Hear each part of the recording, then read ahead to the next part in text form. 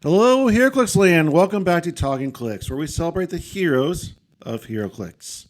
This is our very special season-ending, year-ending episode of the Round Table. With me, as always, is Scott the Missing Link. Hello, Scott. Good evening. Antonio the Artist. What up?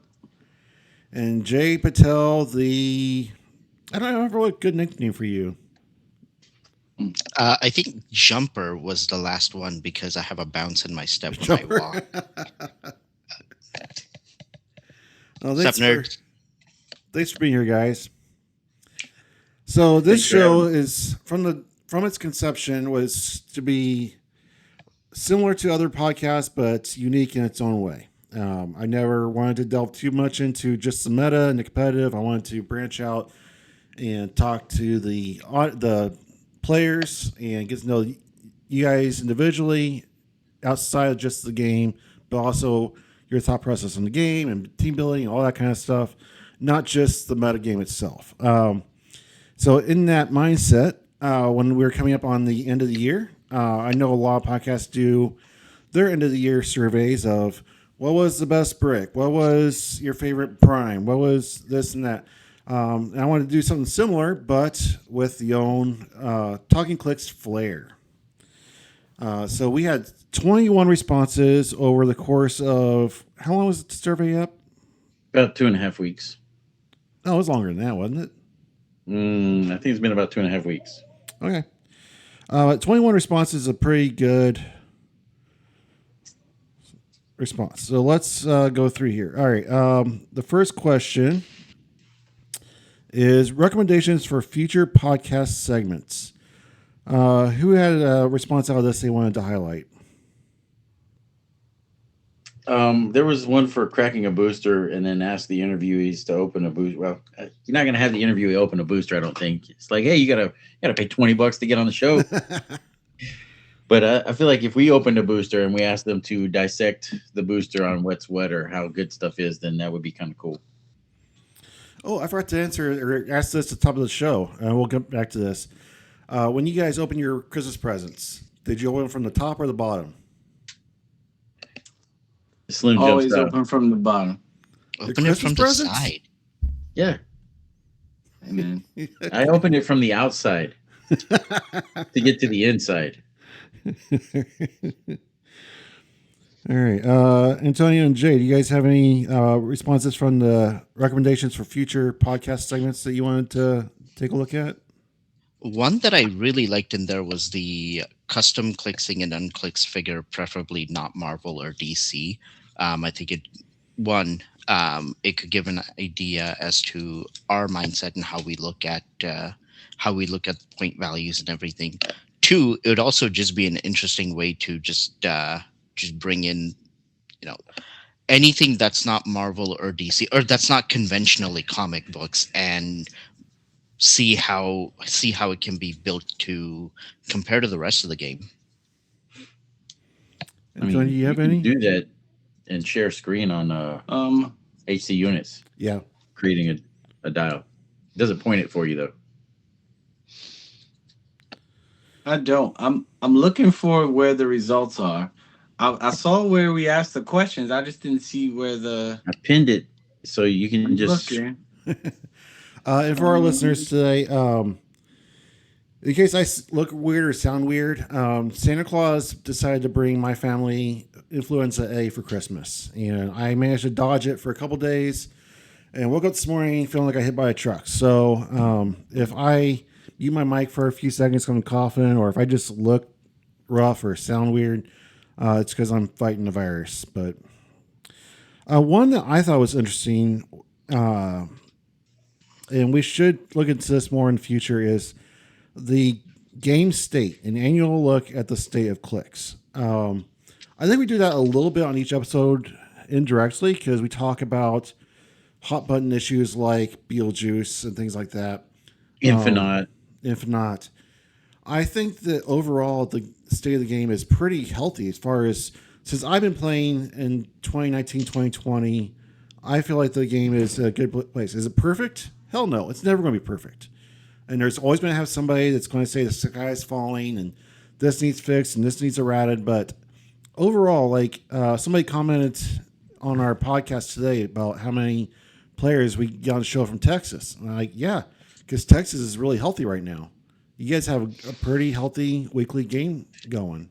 In Yes, different I areas. do locally, and then I know that Michael Straight's been building his stuff, and then San Antonio and Austin they have a big group, and then Dallas Fort Worth has their own big group. So, but if you think about it, Texas is like 5 different states. Yeah. So, And if you look at the amount of events we have going on, we have the Rock Cup, the fall thing, the winter thing, the um,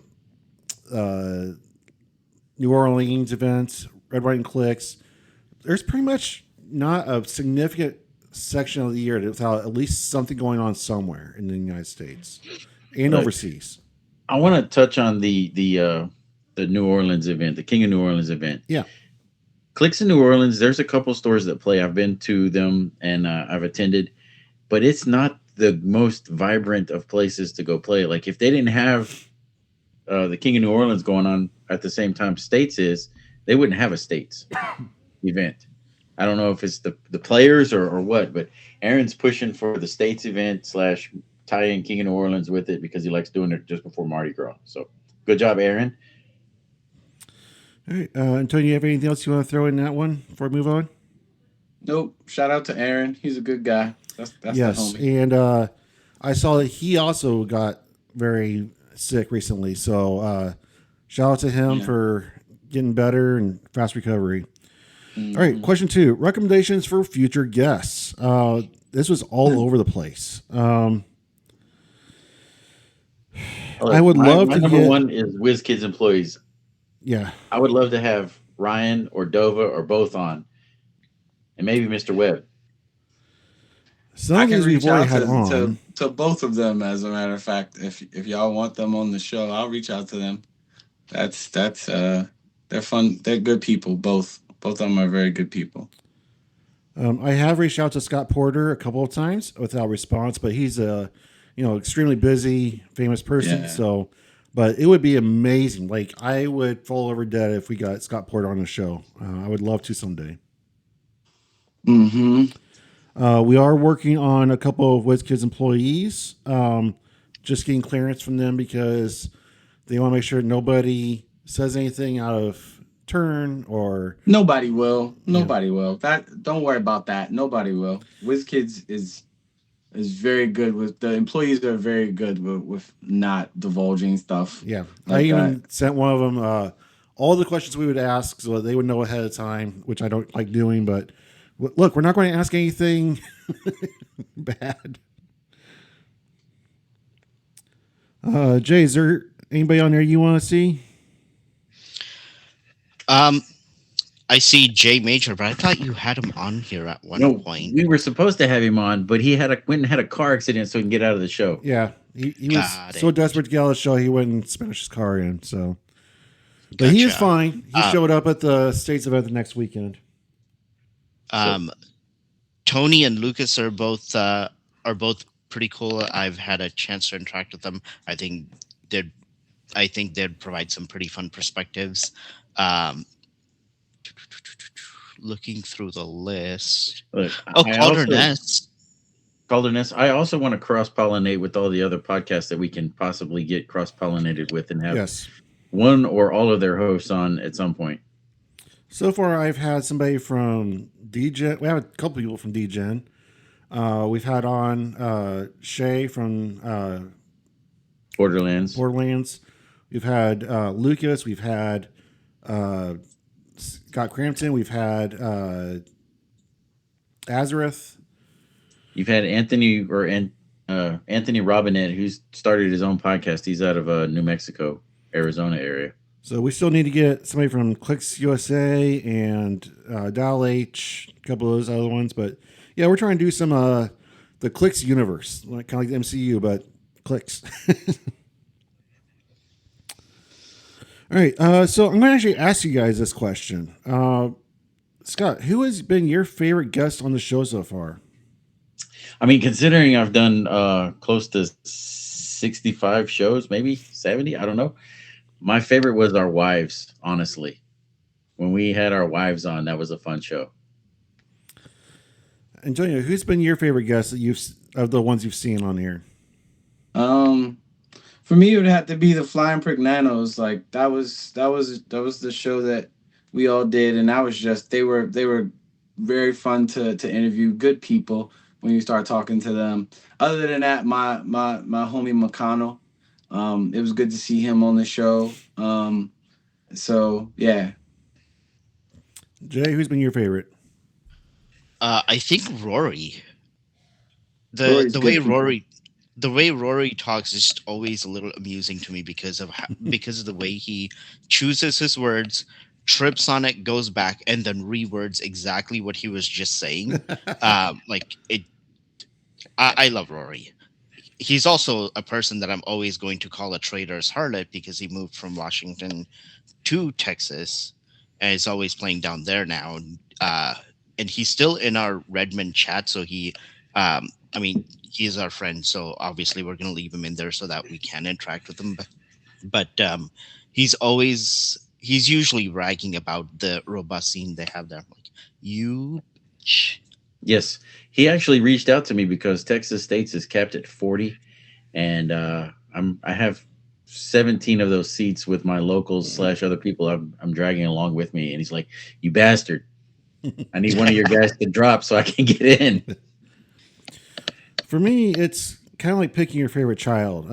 This show has been my baby from day one. It's been an experiment, and it's grown beyond what anything I ever dreamed it could be. And so every single guest is uniquely special to me in a different way. I do want to shout out Michael Straight. He is, I don't know if he's still the leading popular reviews, but for a long time, Michael Straight was by far just lapping people on views. He was the superior popularity. So, Michael Straight, I'm going to shout you out for being an amazing person, amazing player, and one of our most favorite guests on the show. And he's also working very hard to keep growing the community in his area. All right. I How like would that you he improve? always just give it to us straight. Yeah. That was a fun outro I did for him. How would you improve Talking Clicks or Nerds Around Table? Do you guys have any on here that you want to shout out as really good Yes, ideas? I got better lighting. I plan on getting some better lighting soon. Okay, right now I'm using a lamp instead of this big overhead light, so it's not a ring light. It's not the professional light that you would have for photography. So lighting, I'm working on it. Antonio? I definitely like the one that just says continue the way things are going. I mean, there are ideas to before we hit record, we're always beforehand we're talking about like how long or how short we should make things, but we all four of us just like to kind of chat and talk. So I personally like the way that it is, and I'm glad that other people are saying that they like the content too. So yeah. Outside of well, I'll hear from Jay first.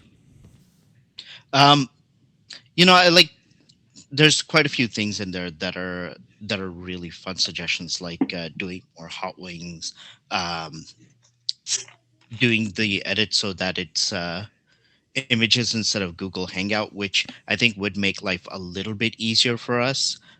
But at the same time, I do enjoy being on video with you guys and being able to see your expressions as you're talking through things, being able to see your body language as you're talking through things. So, like I do like that. I just having seen the video, I know it can be a little distracting if you're trying to watch the video but also get something else done at the same time. You miss the minute movements that can make a big difference in how a message is received.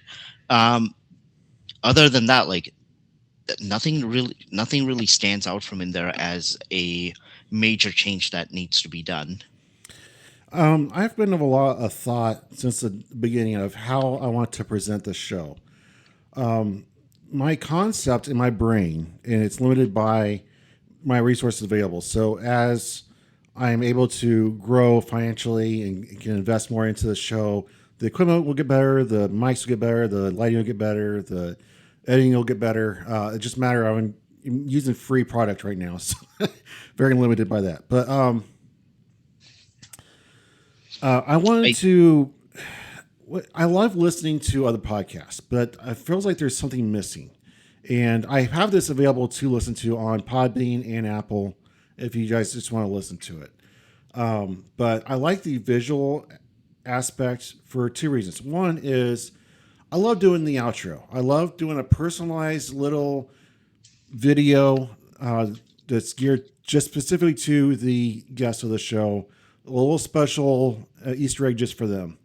That seems to be very popular with them. I enjoy doing it. It takes 10 times longer than editing the podcast itself, but it's fun for me and it's fun for them. And that's something that would disappear if I just did straight audio. If I did the just the images, that would be incredibly boring.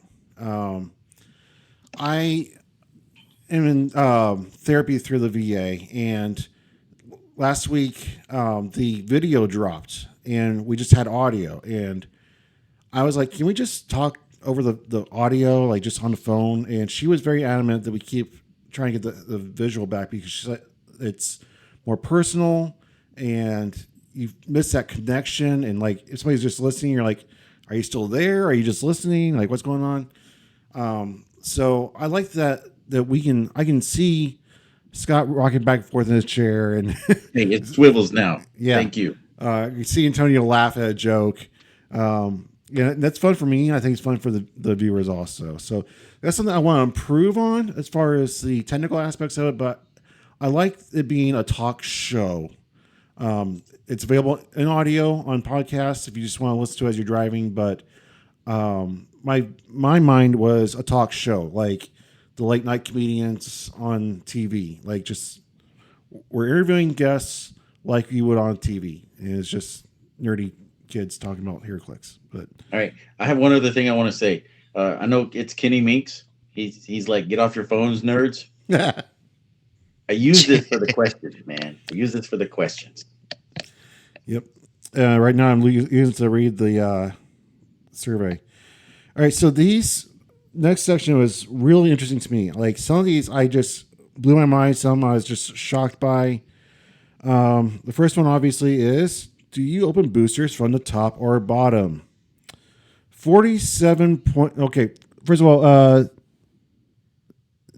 9.5% said neither. Snap into like a Slim Jim.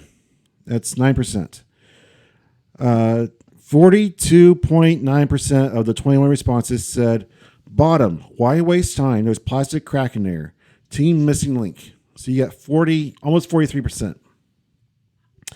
47.6% said top.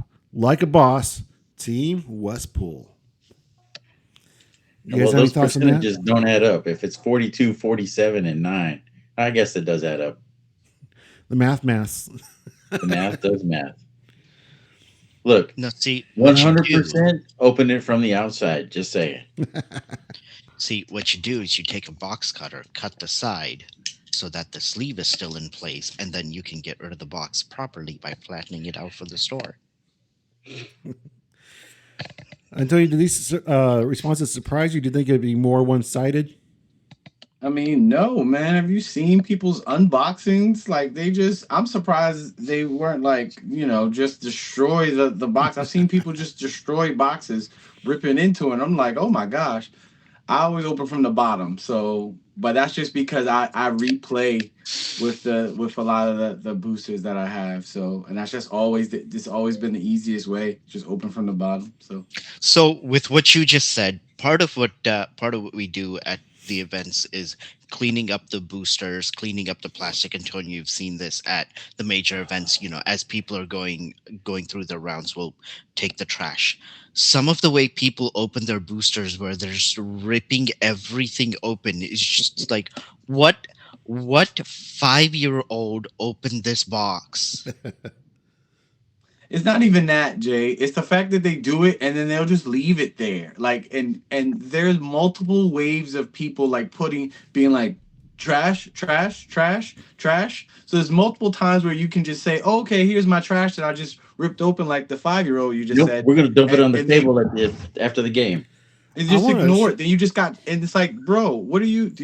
I didn't know we have maids here. Like, what are you doing, I want to man? shout Like, out the come on. players at the events that I've been to, specifically Red, White, and Clicks, but it's also happened to me at Gen Con, where they're not even volunteers or employees that are working there. They're just people that were there to play, and they start gathering up people's trash, and they go table to table. Hey, Yeah. do you got any boxes? And then they throw it away together. And I think that's really awesome that somebody was takes that initiative. It's called home training where I'm from. That's called home training where I'm from. Like, who wants to play in a messy area? Like, it's messy. Who wants to play with a messy area? Also, like, again, we don't have maids. We're all grown up, so we don't have maids. Like, Yeah, as you know, as we're walking down the aisle, getting stuff from people, I get, we don't want to, they don't want us to disturb their game, but even just like you see us walking very quickly, just go, cool, here's the stuff, it can go. And that takes all of like 1 second of effort. 1 second. But even then, like after, as we're taking everything apart and settling in so that we're minimizing the space, having to rip some of those boosters because somebody's ripped it like half at the top, half at the bottom, and then pull the thing out and just left it as that. But but the top and bottom actual sides are still completely intact. I'm like, how did you manage to open this without getting Nice. through the top or the bottom? How I did you love get it. the sleeve out without doing that? Yeah. Houdini. All right, so this next one blew my mind. Like, I don't know why it blew my mind so hard because when I think about it, it kind of makes sense. But best DC set in modern. Massive time. Masters of Time has the Masters most Time took it by prominent 71.4%. Massive time, man. That makes most sense. prominent figures for modern age. Lantern Legacy doesn't have anything on Massive Time, and even when Batman comes out, I doubt Batman will have anything that remotely gives you what Massive Time gives you. So All right, so you know, here's what I was thinking going into this. Just my biased perspective is Masters Time is old. It's lost that new shiny on it. Lantern Legacy was so hyped up going into it. Like people were comparing it to the War of Light, and the people love the rings. The batteries are back, and just being the newest set, I figured that it would by far take the lead, but it only got 28%, 28.6. new doesn't mean great, man. That doesn't every No, like we as a I think us as a community felt a little like we felt kind of Let down. like slighted by yeah, it was a the complete Leonard Legacy. letdown. Like not a complete, but War of Light was a big letdown, and Or it was like, the spiritual six. I'm not War of Light. Lantern Legacy was Yeah. a spiritual successor of War of Light, which was an amazing set for its time, and this could have unfortunately this set should have been another Notorious. Lantern Legacy should have been Notorious, but we all know that that didn't happen. So there's no versus when you look at the diversity and when you look at Lantern Legacy and Master of Time, it's apples and pineapples. They're the only thing that's similar is the fact that they're both fruit. Other than that, there's no similarities So in what both is it in those Masters things. Time that people are still like, man, this is awesome? What is it that's still shiny and fun? per I mean, The per giant Decaton, kid. Decaton. you've got John Constantine Yeah, I was Yeah, as playing a that. great shutdown. me. I love John Constantine. I love Shout them, out to but nobody's playing Saul. them. I'll always say that John Constantine is the best creator figure before Animal Man came out. I'll say that easily.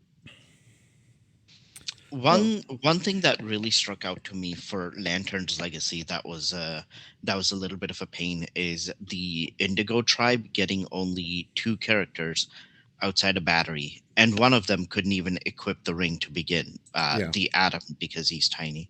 Um, there there were more JSA figures than there were Indigo Lanterns. Which is Uh, crazy. Which Or is Sapphire crazy. Lantern. Which is or crazy. Sapphire, yes. And with All Indigo the being one of stats. my favorites, I was like, come on, give me more. Like Kyle's nice. Kyle's really good, but eh, give me more. There's been other significant characters that have had it, like John, Sinestro. That's just off the top of my head.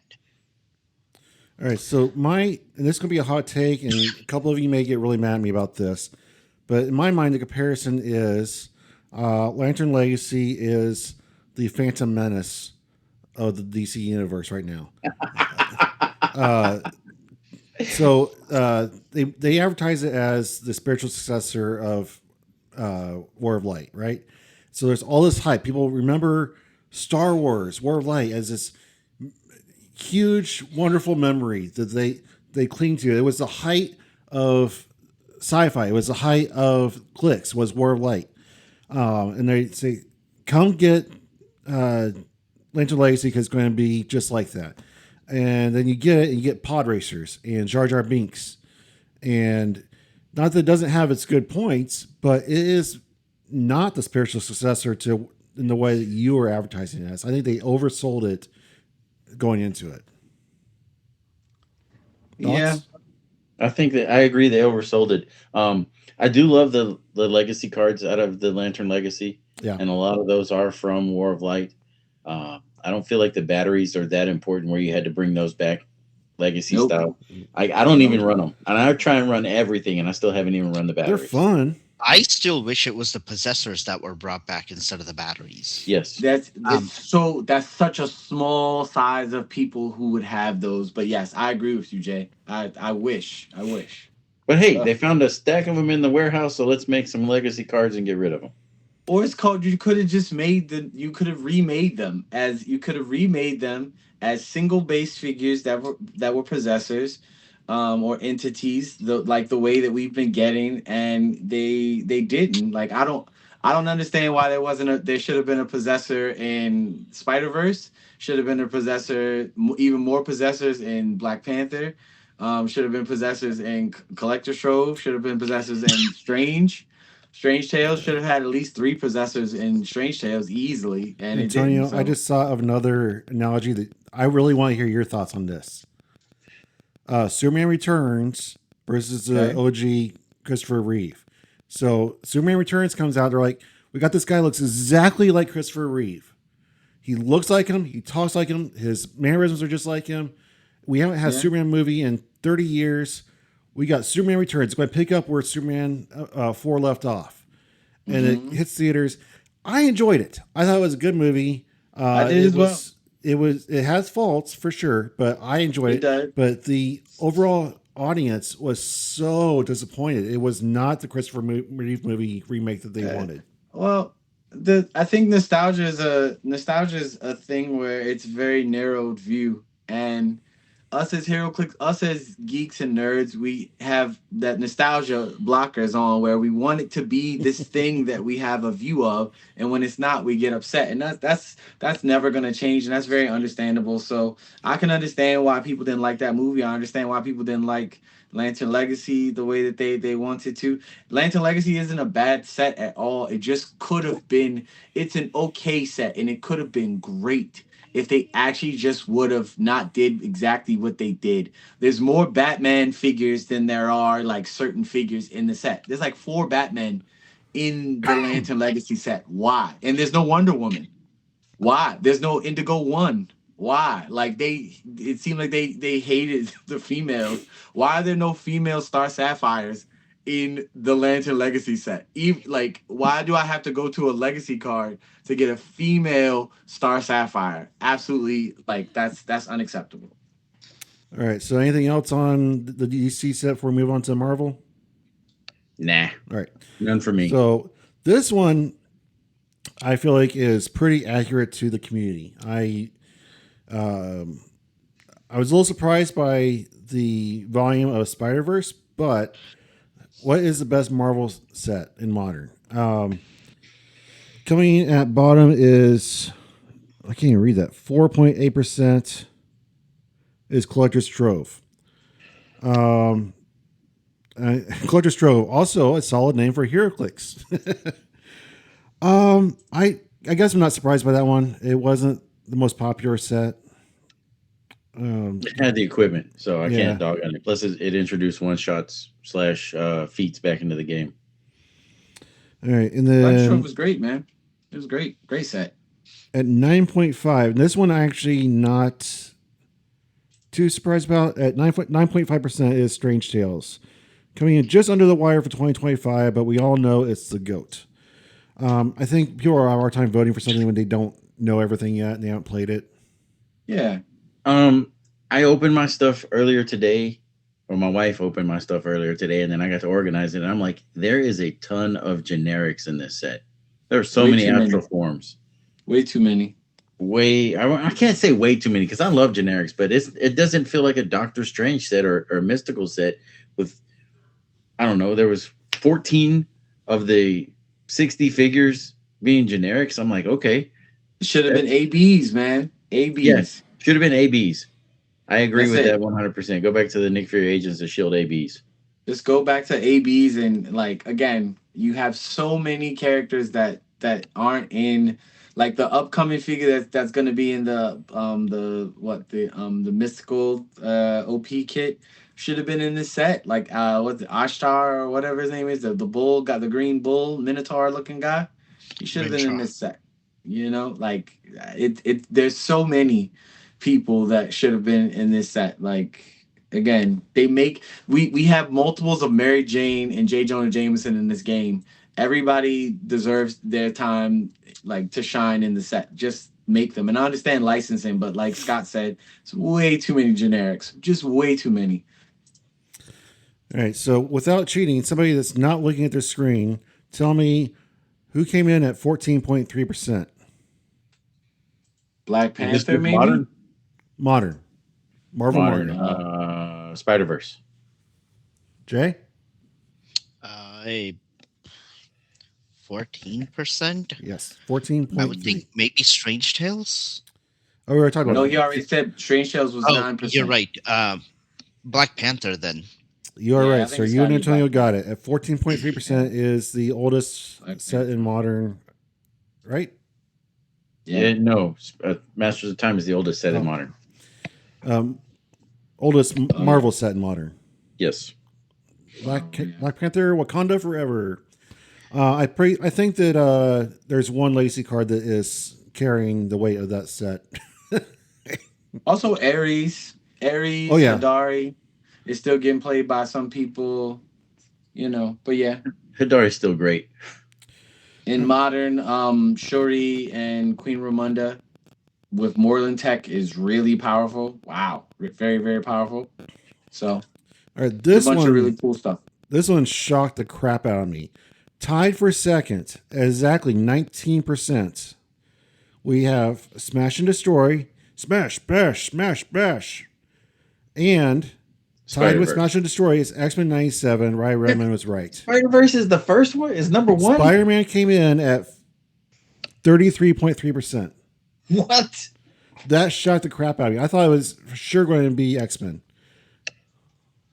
Why would it be X-Men? Like nobody cares about X-Men. I'm sorry. Because the show is so People only popular.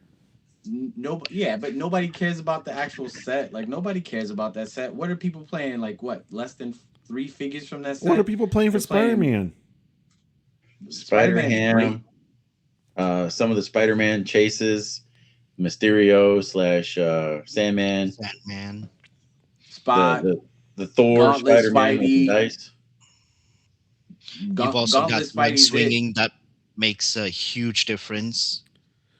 Well, You all I said- know is oh, yeah, that web when swinging. I was auctioning off the Spider-Man factory set at Red Wine Clix, people were like, "Oh, if it was any other set, I'd bid on it, but I don't want that junk." Yeah, because people like it's old. Like you just said, it's old, and a lot of people that go to these big events already have like they already have that set. or they have what they want from that set, which is less than maybe 5 figures for a lot of people. So it's called, no one's gonna pay big money for stuff that now nothing. What's the biggest draw from that set that, like, money wise? What would y'all say the figure is drawing the most money from Spider Verse? Captain What, like, Universe. I mean, sure, him or Gauntlet Spidey, or like or Sandman or Mysterio, baby. Like one of those four. Everything else is like meh, whatever. Man, if somebody wants to give me a Spider Ham for cheap, I'll take it. I mean, what, the Prime, you mean, Probably Scott? the Prime, yeah. Yeah, man. I have a team with him and Madeline Pryor. So it's just like, oh yeah, here's go have some fun with these guys. You can't Yep. get away. So, do you guys feel that this is an accurate representation of the Clix community? That it's pretty much an even split. I mean, two of them came in tied for second. Spider-Man took the lead, but not by a huge margin. But it's only out of 21 people. So, So no, but I mean, when you look at the things from modern on, like, say, HG units or whatever, just see what people play. There's a sprinkling of the last all the modern sets kind of in there, which I appreciate. But Spider Verse. Even Spider Verse could have been better, but Spider Verse overall is a great set. I think so. I understand why people enjoy it. The only thing that I would have liked in Spider Verse is Anansi as a possessor. There you go. There you Like go. that would have made the set There just you perfect go. for me. If you don't know who Anansi is the god of spiders, and he now, if you pick up a Miles Morales book right now, if you pick up Miles Morales, he's been in the Spider Verse for a while now, but like now, like, Miles is his, like, herald. You know what I'm saying? The same way that Black Panther is Boss's herald, Anansi has Miles, and it's great. So I said this multiple times, Jay. So I'm glad that you agree. Scott, do you think this accurate representation at 21? No, I'm going to say it's not accurate. What do you think is way off base? Spider Verse being number one, I feel, and Collector's Trove being so low. I feel like Collector's Trove should be up a little bit, even if Yeah. it's just the collector being played. But all the equipment from that set, the Mjolnir itself, that should give it a couple Yeah, of votes. Mjolnir, Thanos gets played. Doom helped win nationals or Ultimate silver Hulk in is a nationals. pilot. It's just I play him all the time. Like, so yeah. The Mind Gem gets played a bunch. All of the one shots, the Darkhold one shots get played a bunch, which is another reason why Doom is popular as he is, and like Scarlet Witch at 30 points, 30 points for prob, and free one free shots. TK and Perplex if you got the ring. She's great. So there's a bunch of stuff from Collector's Trove. If people were smarter, what is his name? Beta Ray Bill would see more play, but Yes, he's so good. Why isn't he played? I feel like he's a automatic because play. he's 100 points and he doesn't reduce penetrating damage. If that impervious was invincible instead, he would be much different. I think, but it's impervious and it's too much penetrating damage in the game, and it's too easy to one stroke him. He doesn't have no stop clicks for 100 points, so most people don't want to invest Throw that. the hammer. Yeah. Save yourself. Yep. All right, Scott. So, what was your choice in best Marvel and modern? I believe I voted for. I'm sure you have it pulled up where you can see my exact survey. I'd have to go back and look. But just tell me. I think I voted for best Marvel and modern to be. I thought it was going to be X-Men 97 because when you were talking about the survey, it was the most recent one out, and Yep. Prime Rogue was the talk of the land whenever you were talking about having a survey drop. And I feel like Prime Rogue's been found out not to be the end all be all. The world's not on fire for Prime Rogue. She's really She good. just won Massachusetts. She just won the Massachusetts thing a week or so ago.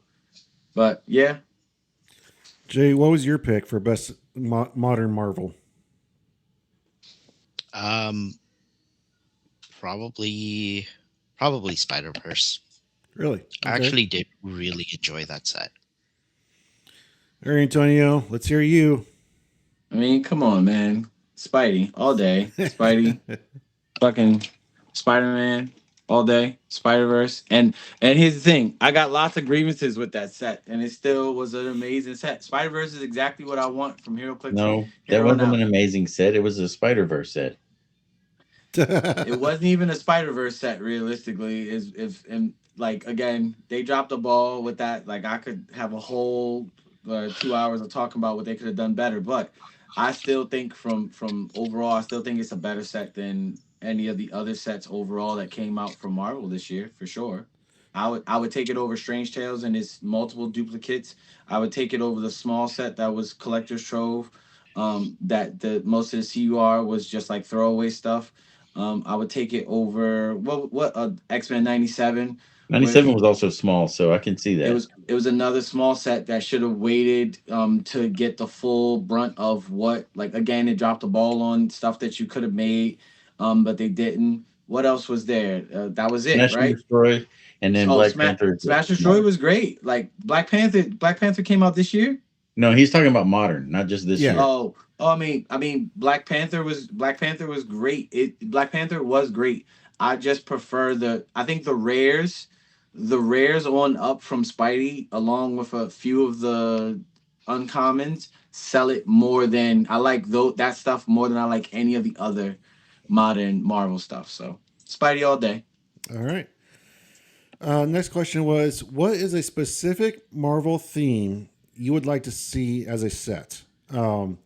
This one, I'm not as familiar with the Marvel universe outside of the movies as a lot of you guys are, so I didn't really have much input on this. But two people voted for Nice. Exiles, Yes, I Excellent. was one of those. Exiles would be great. and then the rest of them are all over the place. I mean, all of these things are stuff that this is the what everyone is asking for is exactly what I was just talking about with the Spider Verse. Like, if they would have actually just stayed to Spider Verse stuff and like give you exactly what you wanted, just like with Lantern Legacy and with say something like X Men '97. If you just give us all the things that you actually can, these sets would be absolutely amazing. Because what people suggested, like Marvel Zombies, we're not going to get a full Marvel zombie set. We'll get a few figures sprinkled in. Deadpool, we've gotten what I think two or three Deadpool sets now that are just. We've gotten three Deadpool sets that are just like where he's the main guy. So me personally, I'm okay with Two, Deadpool. two. Like, but say stuff like Thunderbolts. Thunderbolts, we get Thunderbolts in patches. Like the last time we got a strong Thunderbolts was Captain America and the Avengers, and I enjoyed that set. But stuff like What If, seasons 2 and 3 and stuff like that. So many people complained about that show and the first What If set. I don't know if it would sell well. If Wizkids came tomorrow and said we're doing another What If set, I think a lot of people would be excited, but you would have a lot of other people that might say that they're not going to buy into it based on what the first What If set was. I But like what somebody said in there about nefarious all evil characters as a spiritual successor to Notorious. Yeah, Um, being able to get a lot of the unclicked characters that we have from the villain side, I think that would be a great set, and I it would also create for a good opportunity for a ton of new expendable goons. yeah. You know, Jay, for the last 2 years, I've asked Wizkids at Worlds and at Gen Con and at Origins in person when I get to talk to them. I'm like, make a spirit or make an Acts of Vengeance set. Make an Acts of Vengeance. Acts of Vengeance is a storyline from the 90s that they just repurposed that like probably about 6-7 months ago.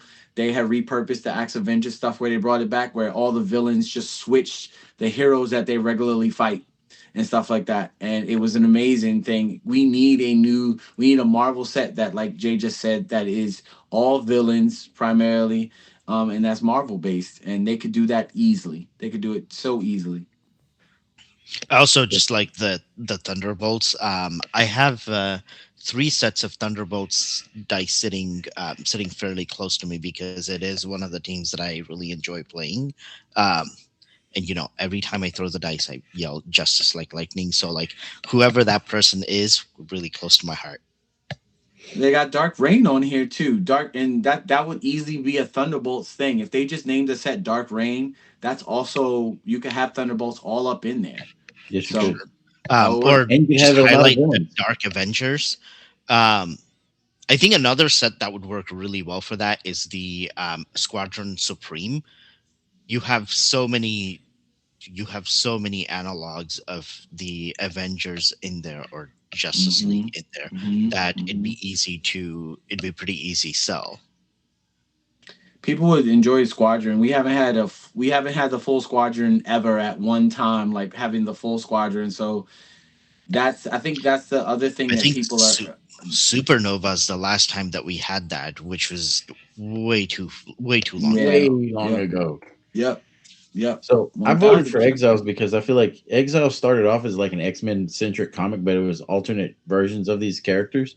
But then as the story progressed, you got Miles Morales, or you not Miles, the Spider-Man 2099 guy. He was in it. Uh, Yeah, Miguel. yeah, Miguel. You had 2099 Hulk. You had all these just characters that you could just redo from alternate universes and be like, okay, this is Ricky Barnes as Captain America. Yeah. You even have a casual corner set up for Exiles. Yes, we do. Yeah. Exiles is great, man. It was a I if we're gonna get Exiles, I want the first team. We still haven't gotten the full first team of Exiles yet. We still haven't gotten them. So I would, if they were gonna do, I would love Exiles based on what Scott was saying, because it's great ways to get different versions of characters, and we've gotten them. They've just been sprinkled here and there. I think one of the last, like say like King Hyperion a long time ago in Iron Man, that was right from the Exiles book. You know what I'm saying? They Hmm. made him a prime or a super. They made him a super rare. But yeah, All right, do so it. this is a I personal think gripe of mine that I have had issues with WizKids since the beginning is their subsets. So Yeah, many times they are like, even when Scott Poor is unboxing, he's going, "How does this fit with that?" Like, I guess this is a sub theme, but it doesn't make any sense. This yeah, does nothing. This is not related to that at all. But yeah, I guess he was in one frame of one comic in that whole series. But sure, okay. What would be yeah. the subset for Exiles? You can do X anything. Men. X Men, like Scott said, the Exiles essentially is an X Men book. So while you have X Men touch every corner of Marvel, so it doesn't matter if it is an X Men driven set. You can have all the different characters. The joy of Exiles is it's like a gumbo. It just has all these things thrown in there, and it's You could good. have a 2099 subset in there. you could also very easily do the champions. Which they haven't given us all in one. Like you haven't, they haven't given us the champions, either the one that had Cyclops on, young Cyclops on it, or any of the other champion like rosters all in one set. Like just give us a whole roster in one set. Like it's just, it boggles my mind how we never get it. The most champions that recently we've had together was Black Panther, where we had, Yep. I want to say, six of Hercules. them. Yeah, it was like Hercules. I think it was Miles. All right, so I'm going to be Uh, very It was careful about how I ask Ironheart. this question. I want to be very yeah. careful. And both of you, or all three of you, if Scott knows anything that I don't know about, do not answer this if you cannot. But I am very curious about how much the intellectual property of DC and Marvel have say in of the character selection of a set. They have all the say. They have the say. They get they have all the say. If they But say are they no going? to Are a they going to feature, Wizkids and say you have to make five it's the Aunt opposite. No, it's Mays the in this set? opposite. It's the opposite way. They suggest the set, so it'll be like me coming and saying I want exiles, and I list all of the exiles. I list the first main person of exiles. I give it to Marvel. Marvel says you can make Blink. That's who you can make. You can't make than No. anybody else on that So set. you're not making Exiles. You're You making can't. Blink.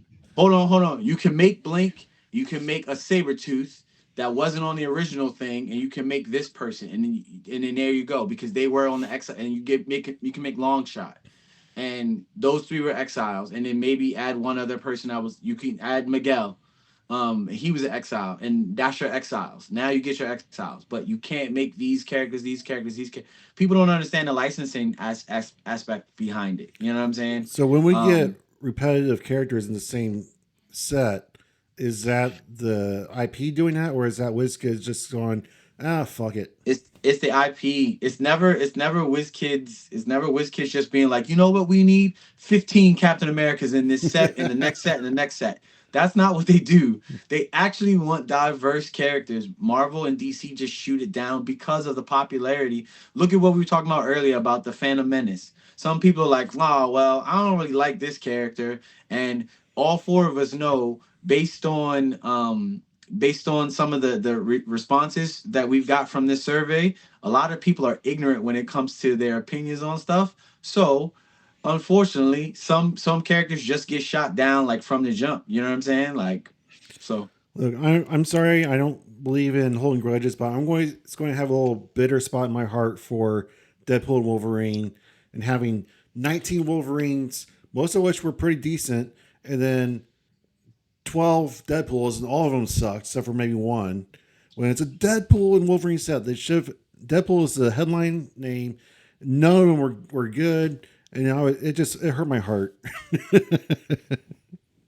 yeah, no good Deadpool. You didn't like Sheriff Deadpool? I thought he was great. He was great. I loved Sheriff Deadpool.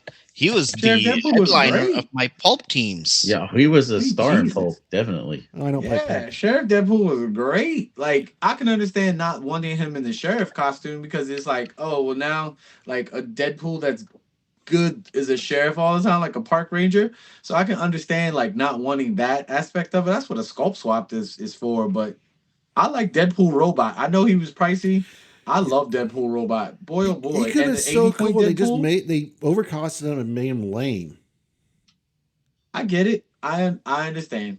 Also, Deadpool and Death, Chef's Kiss. That was one of my favorite figures from that set. Sculpt If there wise, was an yes. egregious thing from Deadpool and Wolverine, it was the fact that they called him Wolverine and not Albert. It should have been like it should have been Albert and LCD, not that Yep. mess that they gave us. Like, whatever. All right, so moving on to DC. What is a specific DC theme you would like to see as a set? 2 votes I came in like for Kingdom Come, and my personal vote, and I think I know who said this, still Deadpool, which I still think would be Deadpool. amazing to That's why have. I'm laughing. Like, still Deadpool. That's why I'm making this face. Like, really? I think that was Really? my wife that did that one, but I think it would be amazing to have an amalgamation set. That would be amazeballs, but I don't think that either Maybe. property is going to agree to it. I mean, we're about to get Superman. Like, we're Marvel and DC are doing crossovers right now, and we get Superman, Spider-Man in like March. So you never know. Like, the stars could align, man. You never know. An amalgam set would be bonk. I would. Oh my gosh, nerdgasm over that. Yes, Sweet nerdgasm. Jesus. I all see over it. 3 votes for Young Justice. Yes, and I would vote for Young Justice. Oh, That's it's so easy to amazing. give us a Young Justice. Like, just give us the whole team. Like, it's literally Robin. It's Tim Drake, Impulse, Connor, Superboy, and Tim like Drake sucks. what? You shut your mouth. Look, I voted for anything animated. I feel like DC for the longest time has been knocking it out of the park with animated stuff. So if you just give me DC animated sets, I'm good.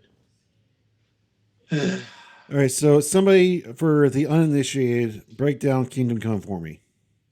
What is that? Just older versions of the DC universe in the future. That's all Kingdom Come is. That's it. Just older versions of the DC characters. That's it. In Yeah. the future. The old man That's all. doesn't want to give up the guard yet. That's it. Or Or More they like get they pulled gave back up in. the guard and they Yeah, come back because they come back. shit's going wrong. Yeah. Yep. Superman Uh, comes out of retirement. That's all Kingdom Come is. Superman and Wonder Woman come out of retirement, and Batman. Like they come out of retirement to help and stuff, and Shazam gets mind controlled, which was cool. But Bizarro yeah, World would be amazing. see, and the thing about that is called that makes a good like sub theme, because then you have Bat Zaro, you have a Bizarro, you have a Yellow Lantern, you have maybe a few of the other Bizarros. But remember, they tried the Bizarros as chases in the Joker's Wild set, and only one of them did well based on him having a broken power. Everyone else, people just didn't enjoy it as much because they weren't quote unquote, they weren't powerful enough. So you They can't were make those anti things. powerful. Yeah, you can't make them powerful. So you got to sprinkle them in the set. So those are great AB figures. So you can give the Bizarro World like you're asking for, Wes. Just do them like AB. And I don't, you know what WizKids would do? They would do it, but then they would make them like Superman, Batman, Wonder Woman are all like commons. And then they'd make the Bizarros uncommons. And then they You make know them, what? WizKids would make all the Bizarros as primes, so you can't run them yeah. together. Yep. Yeah, they would. The But then sculpts would be amazing, though. But then, you know what they would do? They would have a trait that says they can be played together. They No, would they have a wouldn't. shared trait. No, they wouldn't. No, they would have an ATA. Yeah, Squadron even Supreme look, all over even again. worse. Or they would have a one shot. There we go. It'd be a one shot that you can play this game. You can play primes, more than one prime, which I've people would when I abuse. was playing Red, White, and Clix, I was trying to think of a unique game format that would be fun and something that nobody's ever done before. I was thinking about doing an all prime game. That would That'd be be terrible. nuts, though. Call it prime time. Yep, that's what I always call it when I have a focused thing. Like when you got to have a prime on your team. It's prime time. I mean, why not? You just fun, man. Have fun. Like that game, you got to know shenanigans are coming. So just prepare. Like, don't bring a water gun to a gunfight. Just show up. You know. All right. So, Uh, what was that, Jay? Be- Before you move on, Yeah. um, there's one person that said authorities and one person that yep. said bring back Apollo and Apollo and Midnighter. Midnighter. Yep. That's That authority. that would be really good to see them modernized Yep. because we've not had them since I want to say 2015 when Flash came out. Yep. Flash set. But they made them all though. That's the thing. That's the good thing about the authority is like, oh, you can like I have the whole authority. If you collected that set, you have them all, which is great. Right. Being able to see modern versions, especially with all the new game elements that have come out that could support them, would actually be really nice. Very cool. There's so many sub themes that we've seen across the year that are now super outdated. Like Wildcats would be another one along the same line. Bring those back and give us elements that support them. Give us equipment from them. It'd be super cool. All right. So, here's my question then. Do we really need to go back and reinvent the wheel and remake all these characters that have already been made? Or would you Yes. be happy with legacy cards to bring No, back the glory days of the Absolutely ones not. that you have? No? no, You want to no. remake? No. Redo them because they've been so old and or so out of date that they could just use the total revamp. Like I feel like the Watchmen set would be really good to be redone as well. Yeah, for Yep. sure. Especially with the Like TV show that we have much more material to work with as well on Watchmen. So here's my thing I though: mean, is it's so much easier and more cost effective for them to just print cards than it is to remake and resculpt these old figures when they already exist. it's called give us better sculpts, give us better dials, give us better traits.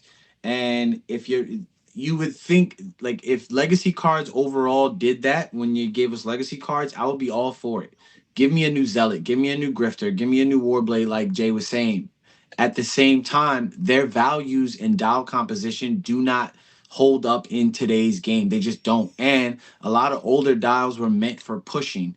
And with having to do so much to self-harm yourself in the game now, since pushing damage is gone, it makes those dials play differently. So no, I don't want legacy cards for a whole bunch of figures that most people would actually want. Give us new versions of these characters. They deserve it. But don't Again, you like Jay enjoy said, pulling the out that Wildcats old deserve it. figure out of the box and going, "Oh God, I remember when I played this at Scott's house and he whooped my ass." And like you have these memories, this nostalgia with these figures, and you can reuse them again in modern. Yeah, but No, look at what happened with Captain Marvel. Look at the Captain Marvel super rare. Everyone used to love that figure. That was a world championship winning figure, Captain Marvel. They brought her back, and then what happens? We get Phantom Menace all over again. Well, this ain't what I wanted. I said I wanted her back, but this ain't what I wanted. This wasn't it. This is Jar Jar Binks now. She used to be fucking. hey, look, Jar Jar's still good. Boss Nass, I didn't like him. I mean, I'm just saying, Jar like Jar is that's my wife's favorite character. there you go. So, but I mean, but that's what it is. Like again, some people are like, if you're gonna bring it back, I don't understand why they don't do that with legacy cards. If you're gonna bring it back, make it worth playing. Don't make it like, oh, I just have it here. All of us can name at least 5 legacy cards where like every time we look at it, we're like, why did they make this? Why is this a legacy card? Like, Yeah, why'd they double dip on that Invisible Woman? She's still not very good. All right, and the so I'm storm. I'm just playing devil's advocate here because I love the back and forth that we get on the show. But um, so one of the best pieces of marriage advice that I got, or relationship advice in general, is: would you rather be right or would you rather be happy? And I feel like Antonio, you're wanting best of both worlds. You want what you want, and you want it all new and shiny with new sculpts and new powers, or would you just be happy with the old sculpt but remade with new powers? I'm fine. Guess what? You know, it's a perfect example of a perfect legacy card. World's finest. World's finest.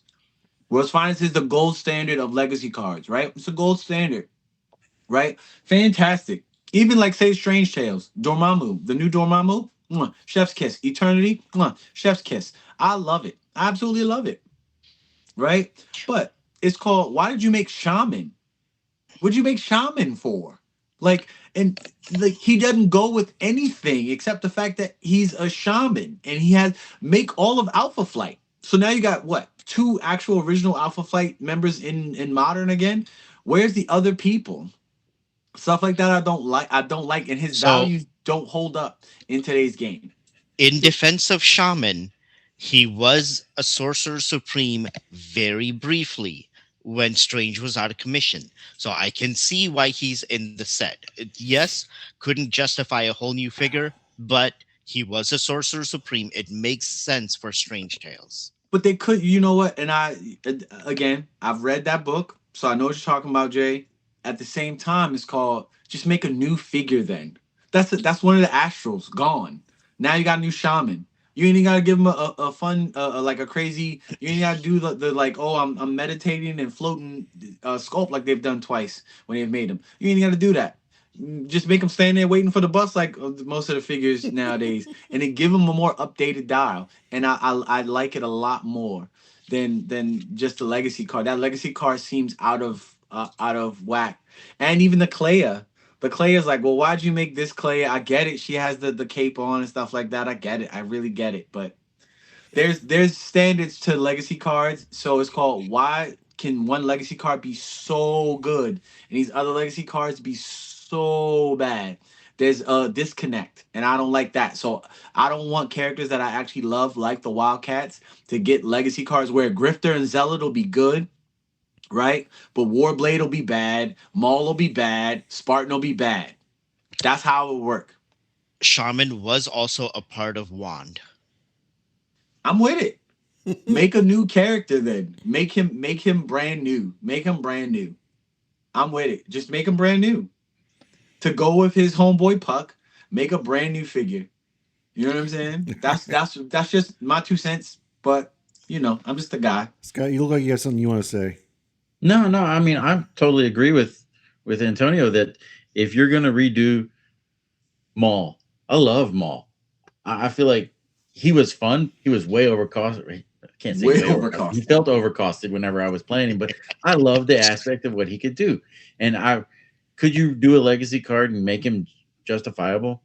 Yes, But why not just redo the whole thing? Give them a shared trait. Give them something that makes them all unique to themselves and then cohesive as a team as in a set. It's a subplot or it's a subset in the set. It's not going to be that hard to do. Easy. So Easy we peasy. are over an hour into the show now. Scott, how does your bottom feel? I'm fine. I'm not in that hardwood chair. Like, first time I saw that chair and how like rock hard and uncomfortable it looked, like, how is he doing this show every week? Twice a On week. that note, I shall return in just a moment. All right, so gentlemen, your personal opinion: salty or sweet? Yeah. Always gonna say sweet, man. Sweet all day. Look, I want to say salty, but I'm probably more leaning to the sweets. All right, so apparently somebody at Wizkids wrote this because they had a typo in there.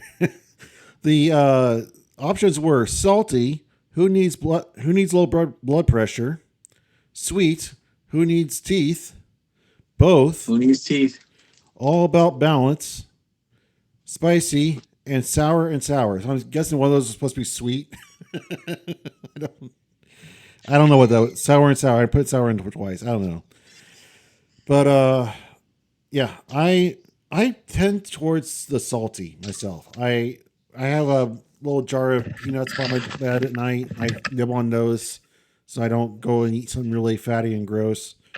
I do get a hard sweet tooth sometimes. Look, I originated with this question a long time ago to just to get as like an icebreaker, and it helps me figure out the way that I'm going to connect with a person. Because usually, if they're salty, they're more serious, and if they're sweet, they're more whimsical. That makes any sense? And Antonio is a whimsical person. All right, Jay, are you with us? Ooh, my voice cracked. Yes, I am. Sorry, I'm going through puberty again. So Jay, salty or sweet? A little bit of both. So if I were to offer you a snack right now, which one do you want to reach for? Well, given that I'm having something savory, It's like Crunch I'll go and with Munch, salty. man. Crunch and Munch is a perfect salty sweet snack. Realistically, I love Crunch and Munch. All right, so the two top were obviously the salty or the sweet. Everything else was like one vote each. But at 33.3%, we got salty, who needs low blood pressure. And at 42.9 came in at sweet, who needs teeth. So we have a lot of sweet people in the audience. Out of the 21 filled this out. Word. So is my internet connection lagging? No, you're fine on my end. Okay. All right, unless anybody else has something to add on to that. Kind of thought sour would get a few more votes, but maybe they were trying to decide which sour was the right one. Okay, this is one of Scott's questions. Which I don't know where you come up with this stuff. Is cereal soup? So I want to know your guys' response are. Scott, I assume you think that cereal is soup. Yes. Antonio? I mean, if you want to say it like that, it's like what's the cold soup that people eat? What's it called again? I can't remember what the name. Chilled soup? Yeah. No, it's a name. It's a name. I know what you're talking about. But yeah, if that can be, it's just like somebody saying is a hot dog a sandwich? It definitely is. So yeah. No, it's not. Well, Hot dog's a taco. I talked to Chef Prignano, and he said that chilled soup was actually warmed up at one point. It was cooked and then chilled. Yeah. Well, yeah. So if somebody wants to call cereal soup, then yeah, by all means, go for it. They cook the cereal and you just put it in milk. It's a soup. I'm with it. Let's do it. All right. So 9.5% said, yes, it's food in a bowl. I felt like that was That's not what makes a soup. 66.7 said, no, that's like asking if an apple is an orange. Yeah. And what I thought would get more response was at 23.8%. Who cares? Yeah. Hey, it got more votes than Word. yes, which is accurate. Cereal is not soup. All right. Scott, is Yeah. is a quesadilla a flatbread grilled cheese? Yes. Antonio, Yes. Jay. Unfortunately, yes. It is an oversimplification, but unfortunately, yes. All right, this is probably the most even split question of the survey. All Even right. though I do agree with the people that have said, what does this have to do with HeroClix Yes. At or 2025? But yes. 23.8%, he said, what does this have to do with your clicks or 2025? It has to do because it's a Scott question that we ask on the show sometimes. And I wanted to throw in some Scott questions just for laughs. Yeah, tied at 38.1 is both yes and no. Yes, grilled cheese plus bread plus grill equals grilled cheese, or no, that an oversimplification. So even split down the middle. I really don't know like what constitute as bread. I Next, mean, it's not loaven, so it's not risen. I don't know. All right. Next question: if you roll 2 dice until you hit a crit, would you roll a crit hit or a crit miss first? Scott, I'm gonna hit.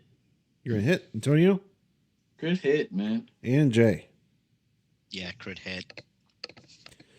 So at 20%, neither. I would just roll indefinitely because the odds are never in my favor. That would be Oof. Gotta love your dice a little bit more, man. me. And tied, Do you need a dice shaman to cleanse your dice of your bad juju? yes. Tied Share at them in the prison 40% wallet. is both crit hit baby, those dice know who's boss, and crit miss, again, those dice gods hate me. So again, even split. It's very interesting to me. Like I always expect one answer to predominate over the rest, and most of these have been pretty widespread across the board. I know it's a small sample of 21 people out of 3,000, but that's interesting to me. Okay, in general, Scott, DC, Marvel, or other? Marvel. Antonio.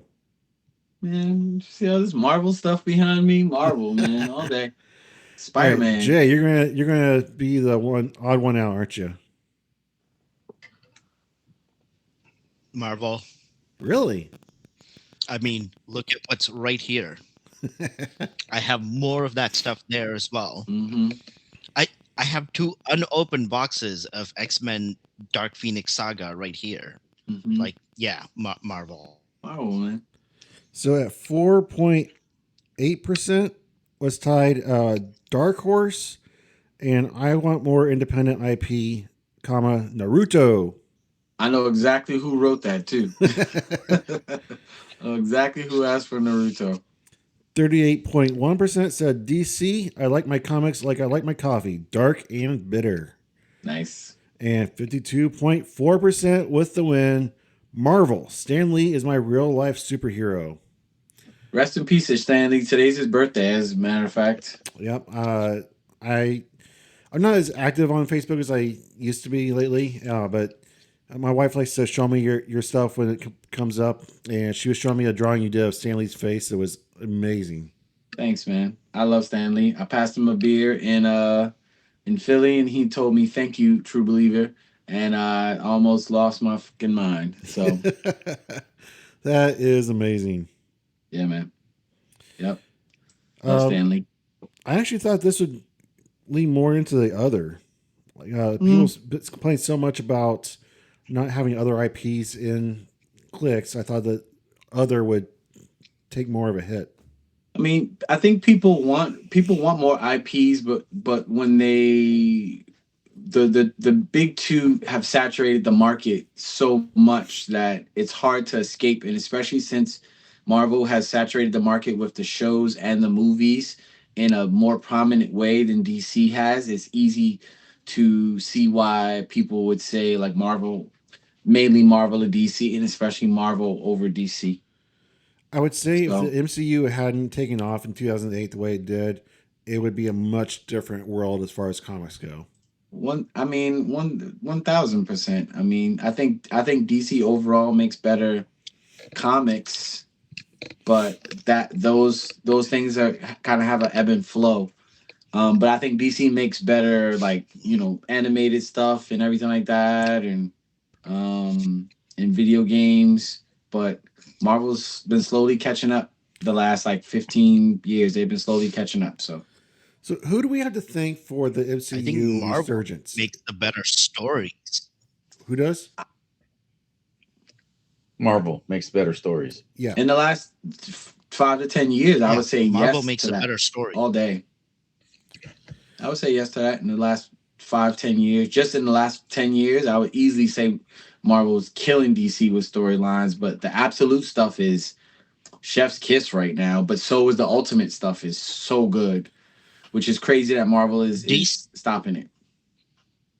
DC's characters generally tend to be more flashy and powerful and have their struggles set in. I'm so powerful and I'm trying to deal with this threat. Whereas with Marvel, you have a lot more of interpersonal challenges rather than just leaving it at, oh, we have to fight this big multiversal threat and Superman's going to come in and blah blah blah. Yeah. Every enemy Marvel Spider-Man has has is either much. every Spider-Man enemy is either tied to him by family or has something to do with his uncle's murder. Every single villain. So correct me if I'm wrong. Early 2000s, Marvel was in the dumpster. They filed bankruptcy. They'd sold off their properties. 2008, Kevin Feige and what's Happy's name? Yeah, him. Yeah. Yep. They came on the scene John and said, Favreau. John Favreau. Yep. yes, John Favreau. Love that guy. Mhm. They came on the scene and brought in Robert Downey Jr. Who do we have to thank for the MCU? Who made that the success, the giant that Wesley it is? Snipes. Wesley Snipes. What? Before the MCU existed? If there's no Blade, there is no Marvel, there is no MCU. If Wesley Snipes doesn't make Blade and it's a success, if Wesley Snipes isn't who he is in Blade, there are no comic book movies how we have them right now. Point blank. Period. I can get behind that. Daredevil. Just Dolph Lundgren wasn't doing it in Punisher. Blade was such a success, and after Blade, they tried to make more comic book movies like Spawn, failed. And then it's called if it wasn't like you just said, Marvel was on the brink of being just a glorified toy company is what they were going to do to it, and then Blade came out and saved Marvel. It saved that company. I would say it falls more on X-Men if you want to go that route. No. Patrick Stewart saved the MCU. If there's no Blade, there is no X-Men, Wes. That's his comic historians and movie historians will tell you that is an actual fact. It's not an opinion, that's an actual fact. If Blade doesn't do well, we don't get X-Men. We do not. They didn't advertise Blade as a comic book movie. It was just a standalone vampire movie. They didn't Which say is exactly why it did so well. And then once people found out, again, it's not that like they were like, this is a comic book movie. No, Blade did so well that it helped Marvel stay afloat. If there is no Blade, we don't get to X-Men. We do not get there. That's not an opinion. That is a fact. Jay, Scott, do you have any input on that? No, I'm behind it. No, Okay. that's fully true. So in 2008, when Iron Man hit the ground running, was it Robert Downey Jr.'s portrayal of Iron Man that was so likable and funny and lighthearted that it just made it relatable? Or was it the direction of Jon Favreau or the overall Kevin Feige just being Kevin, just overseeing everything? Did Kevin Feige come in at that point or was that later? Because I'm pretty sure it just started with Jon Favreau. It might have been later. It might have just been Jon Favreau. Yeah, it was Jon Favreau first. I feel like if they put Tom Cruise in the suit instead of Robert Downey Jr., it would have just been a flop. We would not have the MCU. It wouldn't have been a flop. It'd still been good, but it wouldn't have It would been have been good. I game. must say, Tom Cruise is one of the greatest actors of all time. Like, regardless of what anyone wants to say about him, like his movies make money and they generally are loved by people. So But it would have he's been not. different. It would have been a different movie. Robert Downey Jr.'s portrayal of Tony hit so hard because when you delved into who Tony was, it mirrored who Robert Downey Jr. was. That's. Who I think he it was was coming off of, the mirror like of the being actor out there. himself that made it so relatable for people. They go, "Wow, he like that was him in real life. Like this is really interesting to watch." Oh yeah, 1,000. I mean, it was very very much art imitates life. So it was great. All right, that was just my little side tangent. Does Beetlejuice ruin fun in the game? Before you guys answer, the options are We've already answered this multiple times over. Multiple times. yes, he is. He is like the sequel Why or are shouldn't you beating a exist. dead horse? I still want to go over it. He wanted to ask the survey so that people could answer instead of just us. So yes, he's like the sequel and shouldn't exist because that sequel was trash. No, he is like any other meta figure, highly efficient and just something you have to plan for. He's fine. The sky is falling. The sky is falling. The sky is falling. Who? Tell me 2 more times, and he would be So what's the fine if winner? he were fixed. I was actually really surprised that in first place is 38.1% with no, he's just a meta figure like anything else. He's fine. Exactly. He has answers like we've talked about this numerous times. He has answers like everything else. They literally just made an object that if you put it on whoever you feel like one of the most powerful pieces in the game right now, which is Zala, useful for her points. You put it on her for free. She gets right around everything that Beetlejuice does. You put the God Killer sword on anyone, and now Beetlejuice is almost a non-factor. So like it's they made an answer for him. So anyone saying that he's not fun, just what they're really saying is I lack the mindset to build around him, and I want to play what I want to play, and I don't want to play to beat him and be diverse with it. So yeah, The reason I keep beating this dead horse is because I listened to Miles Kane and Ryan Redmond over on Degeneration Clix, and they beat that dead horse about how they will not play 300 Modern because of Beetlejuice. And that really bothers me when we're trying to grow the game. You're going to let one element that isn't even predominantly used that much in meta games ruin your fun and enjoyment of the game and go to competitions and support the game itself. It's just something you got to plan for. It exists. It will rotate out, and then the world will have something else making the sky fall. I don't think it should ruin people's fun. But that's just me. that's hard. Yeah, It's just hard to now, say, Beetlejuice man. Is number 10 in the meta tab. It's hard to say. It's like, no one wants to buy all these pieces that WizKids designs with free actions. Every top meta piece, including Beetlejuice, has a free action attached to it in some way, shape, form, or fashion. So when you make all these pieces that people spend lots of money on the secondary market or lots of money straight out to buy in the product, it does take away the fun. It does. We've talked about this tons of times, but it does have an answer. And like with anything in Heroclix, if you want to beat it, there's an answer right there. You have to be brave enough and bold enough to play it. Simple as that. Did Switch ruin your fun of the game? She definitely did. 1,000%. Made it very 1,000%. hard to do anything once you got inside her bubble. Oh my gosh. But Yeah, you'd be she in was a a, bubble. she Just was a don't go in the very bubble. hard piece to. She was. Did Legacy Thanos ruin your fun of the game? Barrier ruined my fun with Legacy Thanos. Yeah, man. Yeah, but look at what Scott says because it's called. It's not that Legacy Thanos is so bad. It's that the way people played him, they played him like punks. Oh, I'm just gonna keep it. I'm gonna just bury him up so you can't even attack me. What are we doing? Did Kong ruin your fun? No. No, Kong's great. Did Tri Sentinel when Lucas was destroying everybody ruin your fun? No.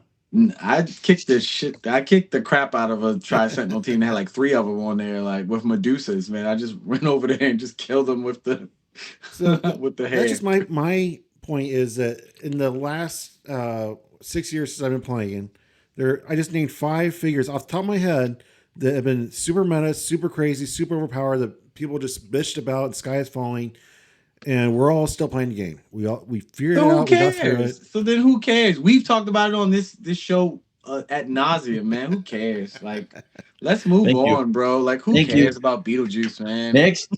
All right. Yeah, next question. Next. Please. All right. God. Please. What color should Scott color his hair next? We got 20 responses. None of them doubled up. None of them doubled up. I Really? mean, I could do 16 plus colors at a time, but I'm looking for one. It's easy to do so one. we got burgundy. Is there a color it hasn't been, Scott?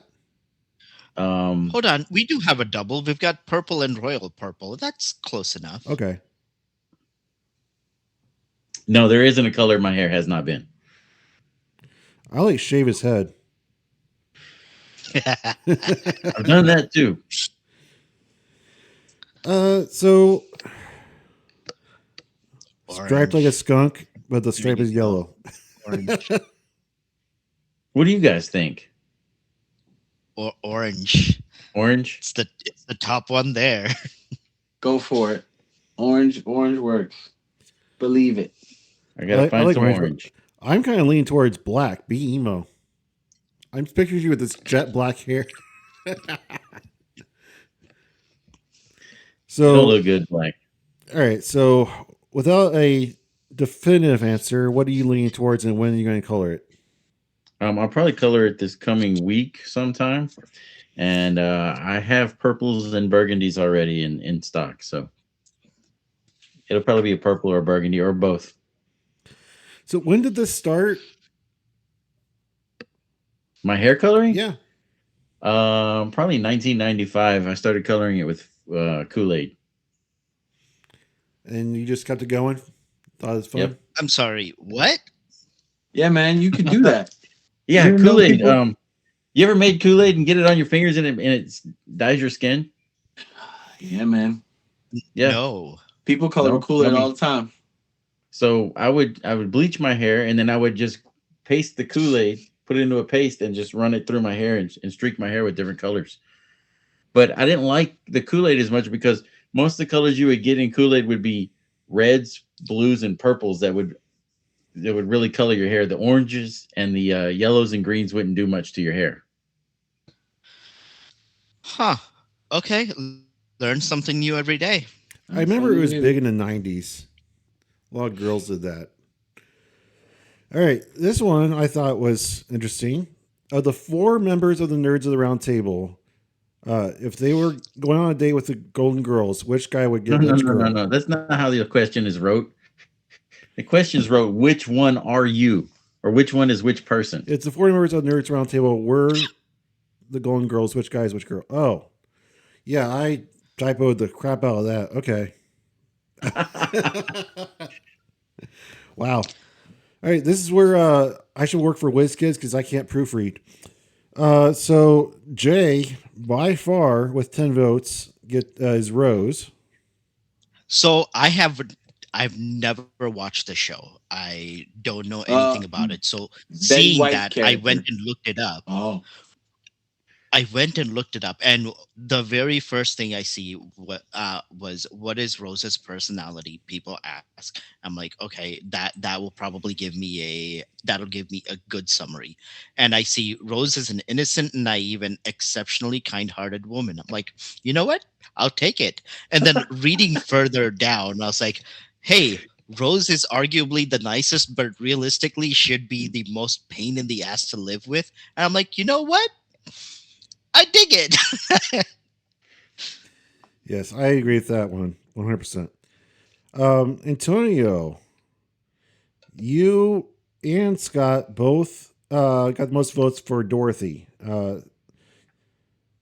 Scott got 7 votes for Dorothy as the most votes for her, and you got 5 votes. So he got 2 more votes for Dorothy, but that was the one that you both got the most votes for. So Okay. you're a tall, awkward looking The boy. brains of the operation. I was about to say the brain, the Yeah, brain. you're I'm gonna say Blanche, but the leader. only people that know me would understand that. But yeah, Cause use a hoe. no man, likes to have Maybe you fun, should man. ask about Sex in the City next time if I've people lived were the a, four I've lived girls a. there. Now, for me, this is really interesting because the diversity, the split of this is so pronounced. Like how I got tied for Blanche and Ma, Sophia. You're Sophia. in no way Blanche. You're in no way Blanche, Wes. No, your There's I agree. mom. no, there's absolutely and the thing about Ma is Scott is more Ma than anything based Yes. on like the his reactions would make him more like a Ma, like the one-liners and shit that he says like that like more than but you're nowhere near no Blanche, man. No. These people don't know what they're talking about. And But it's all nobody good. nobody got Stan the X. I thought that would get some votes. Do you guys remember Stan? Oh, you got one for Stan. I got one for Antonio Stan, got two for Stan. and Tony got two for Stan. But I know exactly why though. So Antonio, let's hear your breakdown. Who is who? West would be Rose, 1,000%. I do think that you probably would be Scott. You might be. I think you could easily be Sophia, and then it would. I'll gladly take Dorothy. I'll take Dorothy. But Jay also could be Dorothy too. Like he also could definitely be Dorothy just because of the reason why he could be Dorothy because of her dry humor and wit that she has. Right? That's Jay all day. So it could be that very, very much. But like, I love Golden Girls, the show. So I would definitely say I'm a Blanche, but I could easily also say like, I could either say like, yeah, Jay or Scott could easily be Blanche too, like the I funness would of it. say Antonio, you're Blanche just because you got the most game. I think out of the four of us, you could reel them in if you wanted to. I guess, man. I guess. I mean, look, all three of y'all are married, man. I'm not. I'm working on it, but all three of y'all are married, so I guess that would make me the Blanche, I guess. But you're Wes, you're Rose all day. And your Rose all day long. And the reason I know this is because I also get to talk to your wife every now and again. And when I talk to April, if you ask April which one of the Golden Girls you were, I guarantee Hey, she would is probably say April Rose. available? I don't think I know so. she's sick, but is she available? She's sicker than I am, so no. Okay. She's laying Get down. I want well to get her soon, take on it. April. But I'm sure again, anyone who actually watches Golden Girls would more likely say you said you did or didn't watch Golden Girls, Wes. Oh, I loved it. Oh. Followed by Designing women. who Yeah, was Designing Women was good. who was a it was basically like a white Medea. Mama's Family. Mama's Family, yeah, Yeah, I was loved her. Medea took from Mama's Family all day. 100%. I Yeah, loved her. She was 1,000. hysterical. Mama's Family was great. That was a great show. Shout out to Carol Burnett, man. Oh yeah, she was on that show. Yeah, she was. All right. Shout out to Carol Burnett. So moving on to suggestions for future questionnaire questions. This is all over the place. Each of you pick one that you thought stood out to you.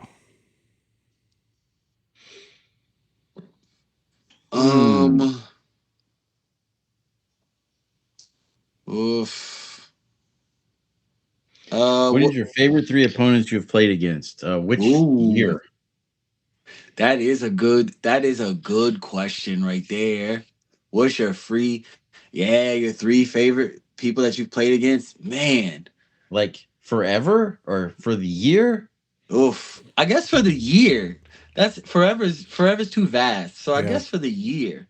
That would be I a Yeah, I great would that think that the would be a year as great well. question. That's something I gotta make sure I can think of my three favorite opponents that I've played this year, but I definitely that's something I think I'm I gonna mean, pay attention to going forward too. I I think think you could revamp that question to make it a Rushmore of your opponents. Just make it 4. Oh wow. Uh-huh. Uh-huh. I like the if you won worlds, what figure would you design? Yeah. Yeah. That's Up a that until very Go ahead, Jay. I'm sorry. Go ahead. I was gonna say up until very recently, the answer for me would have been Freya, since we were missing her from Thor's family. But with her being made now, I have no idea. Probably a AVX Scarlet Witch,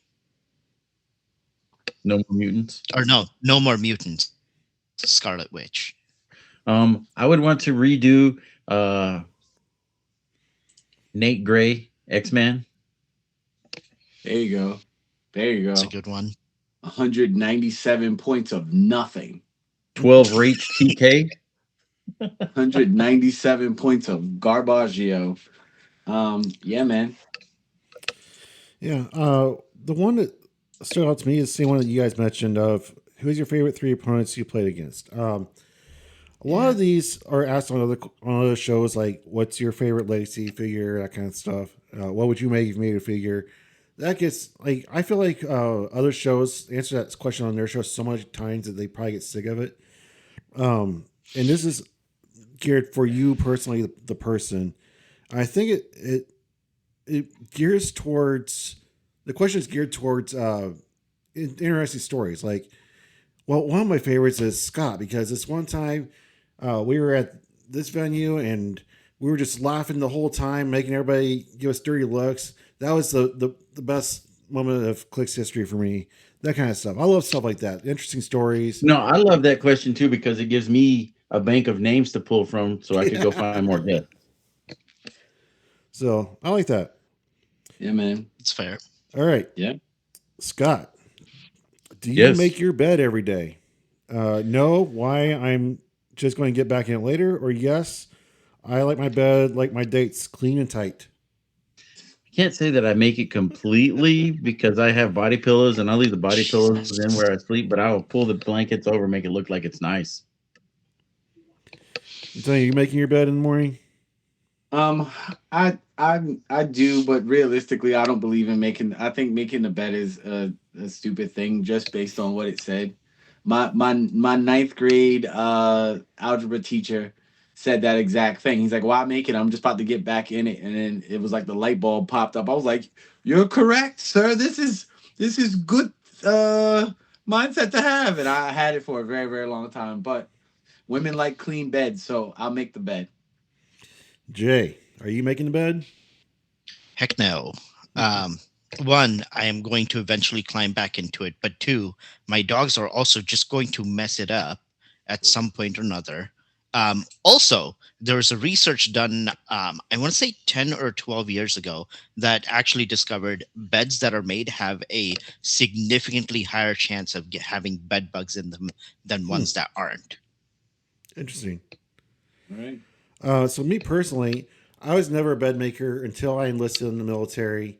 Yep. As Jay can attest to, they drill that into your skulls, and it took me a few years to deprogram myself. I would, I don't make it now, but it's mainly because I'm the first one to get up in the morning, and so I get up, I make the coffee.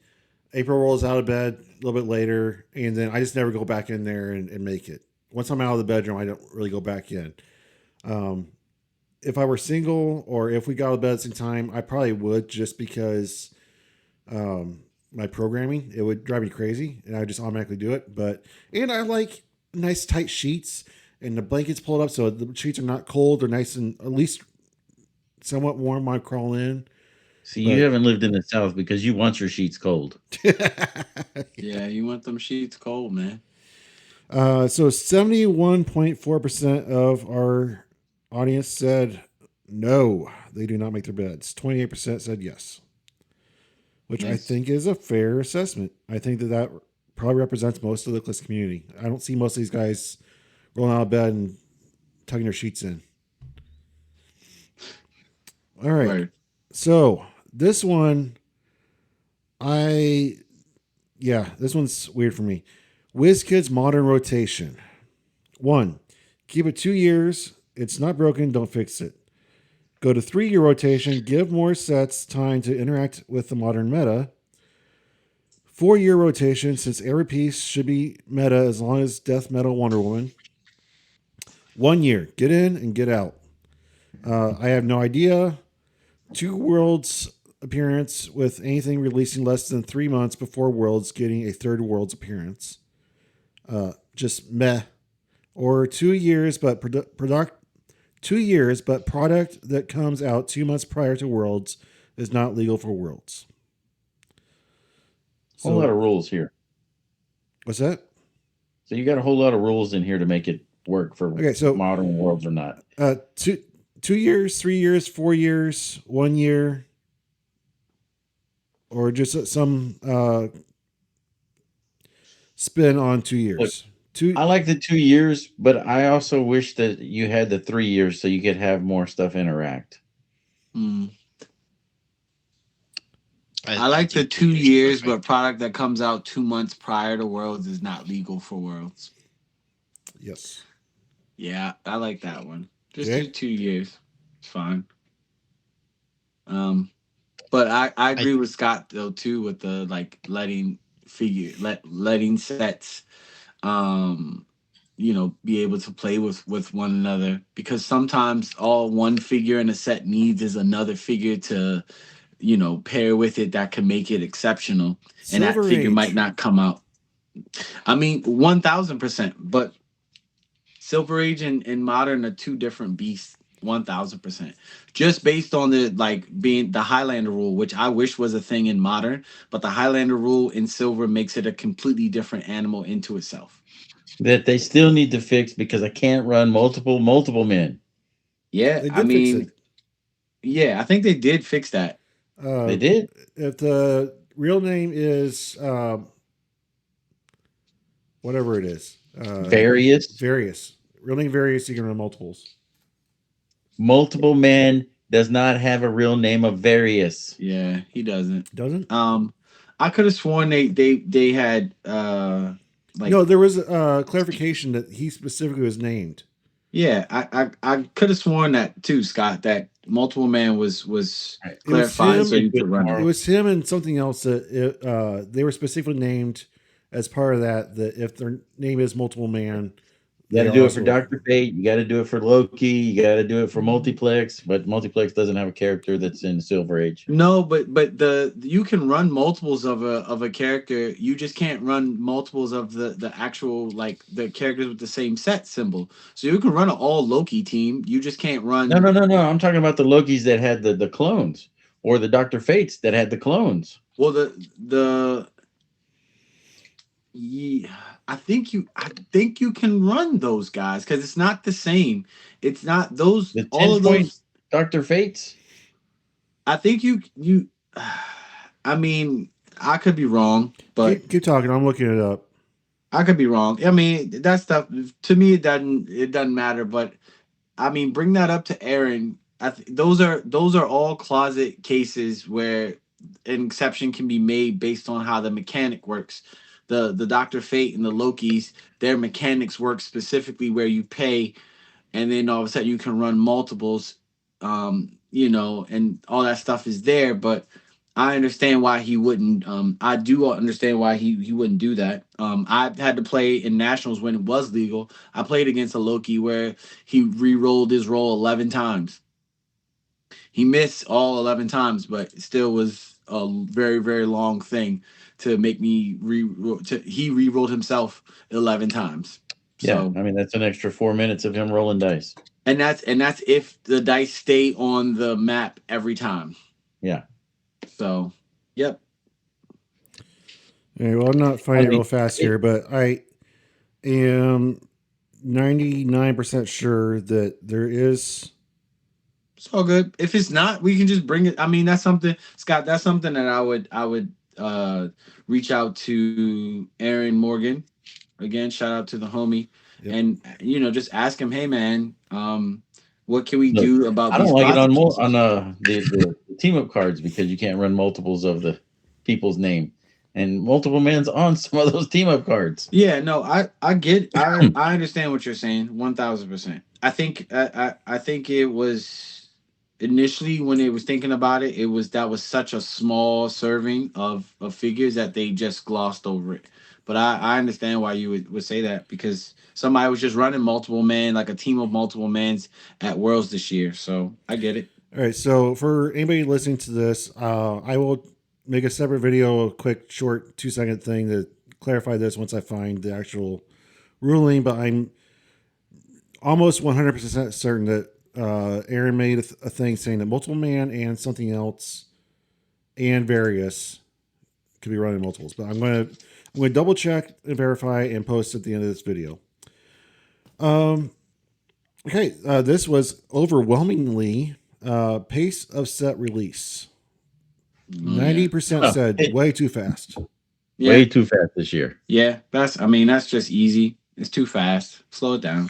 There were 6 sets released this year. Yeah, just slow it down. And I'm That okay was with no set coming out until April too. Like I'm actually very ecstatic that we don't have to worry about clicks all the way until April. That makes me very happy. My bank account is very happy. Yeah, man. Except for all the iconics we have to buy still.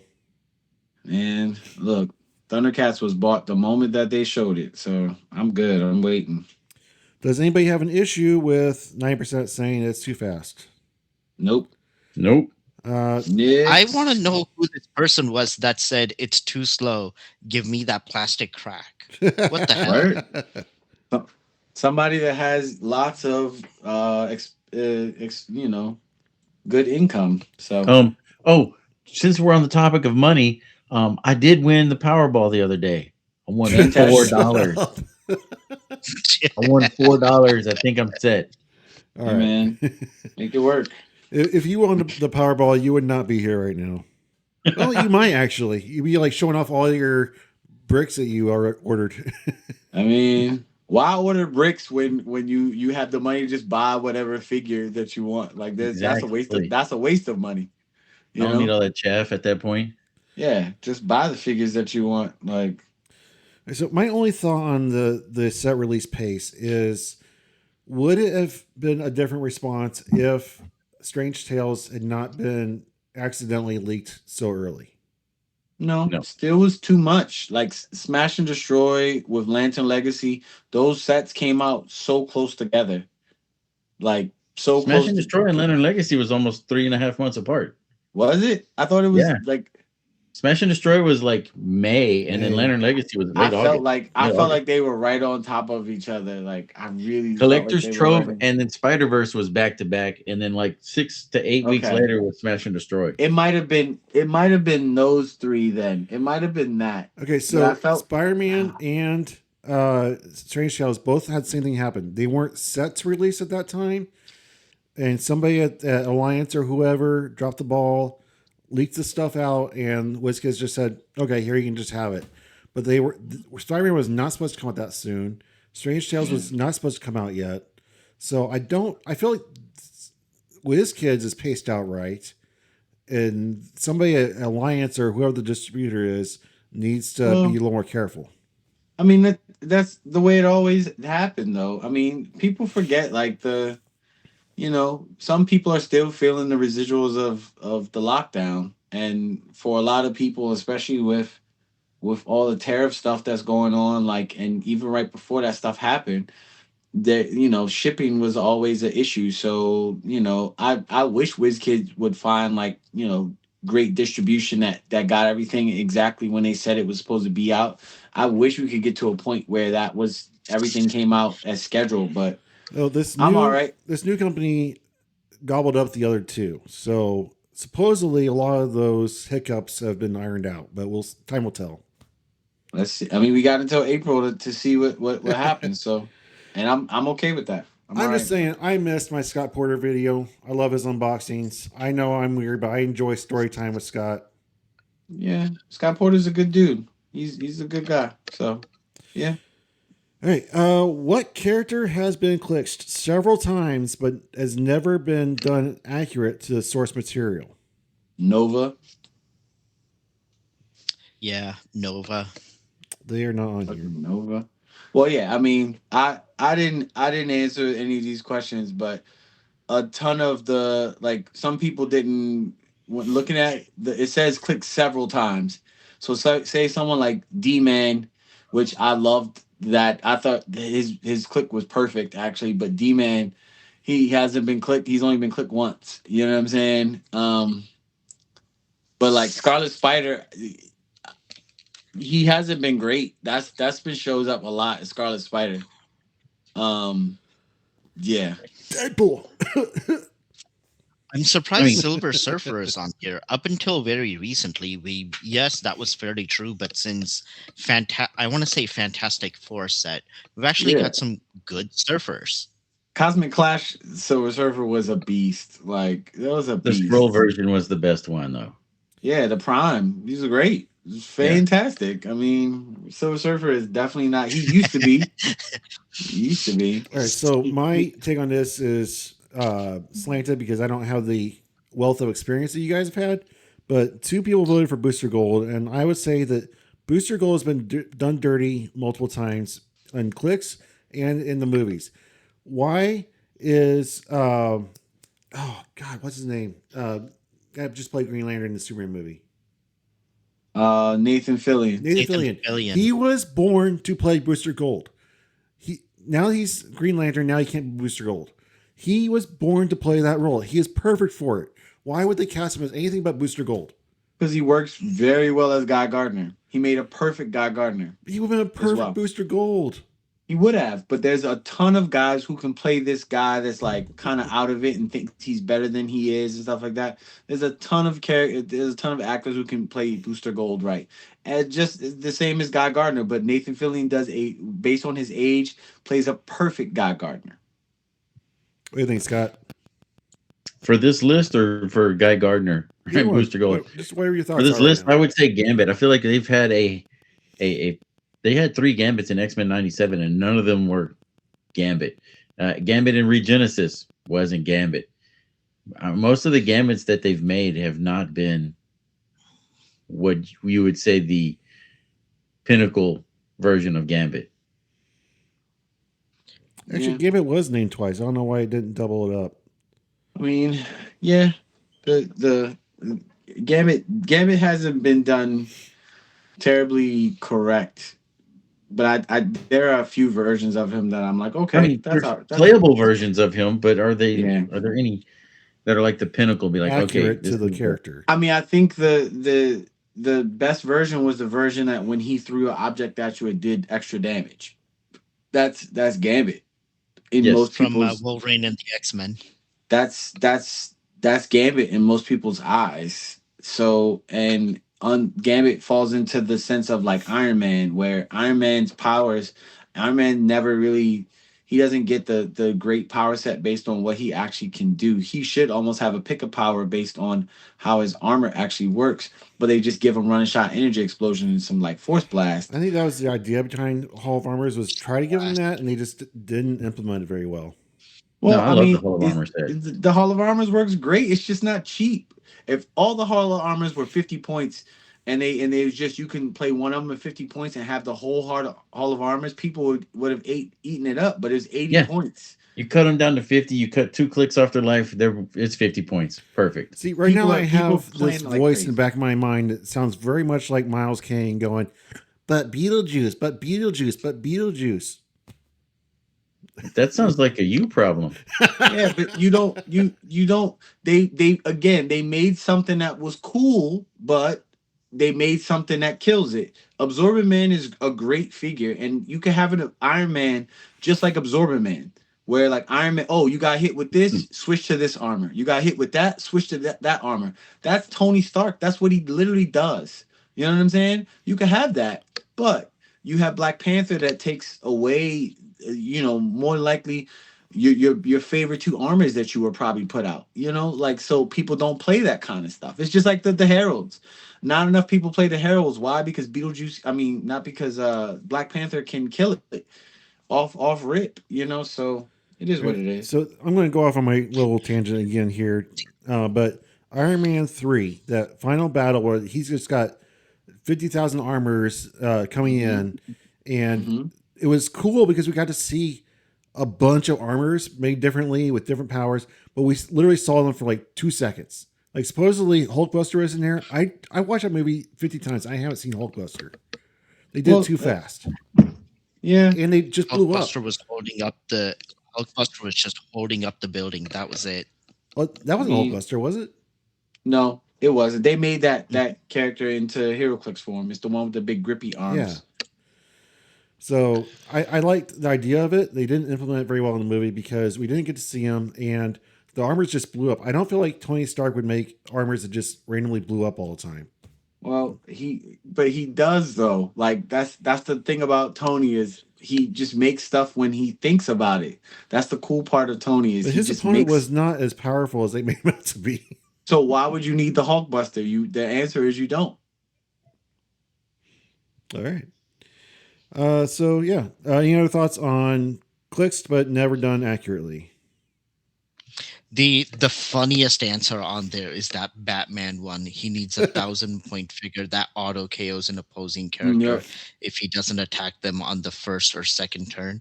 They're going to have first turn immunity anyways on the first turn, Yep. and then the second. Yeah, sure, okay, just uh, Batman fans. That was a running joke back in the day, and it was with with some people who were playtesting, and it was called they wanted to call him the goddamn Batman, but that Mm, name of course wouldn't go all the way through, and it was that like he could start KOing figures. So whoever You know, wrote that actually, I has an think it inside could be track. done relatively well in like a Bizarro type dial where you start low, and for every uh, cost of action, for every turn you don't give cost of action, dial him back one turn, and so he gets stronger and stronger as he doesn't move.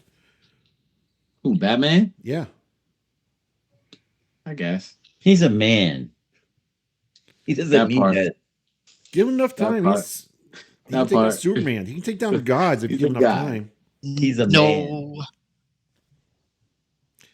Dude, Chuck Norris how is many who times you has he taken say. down Superman?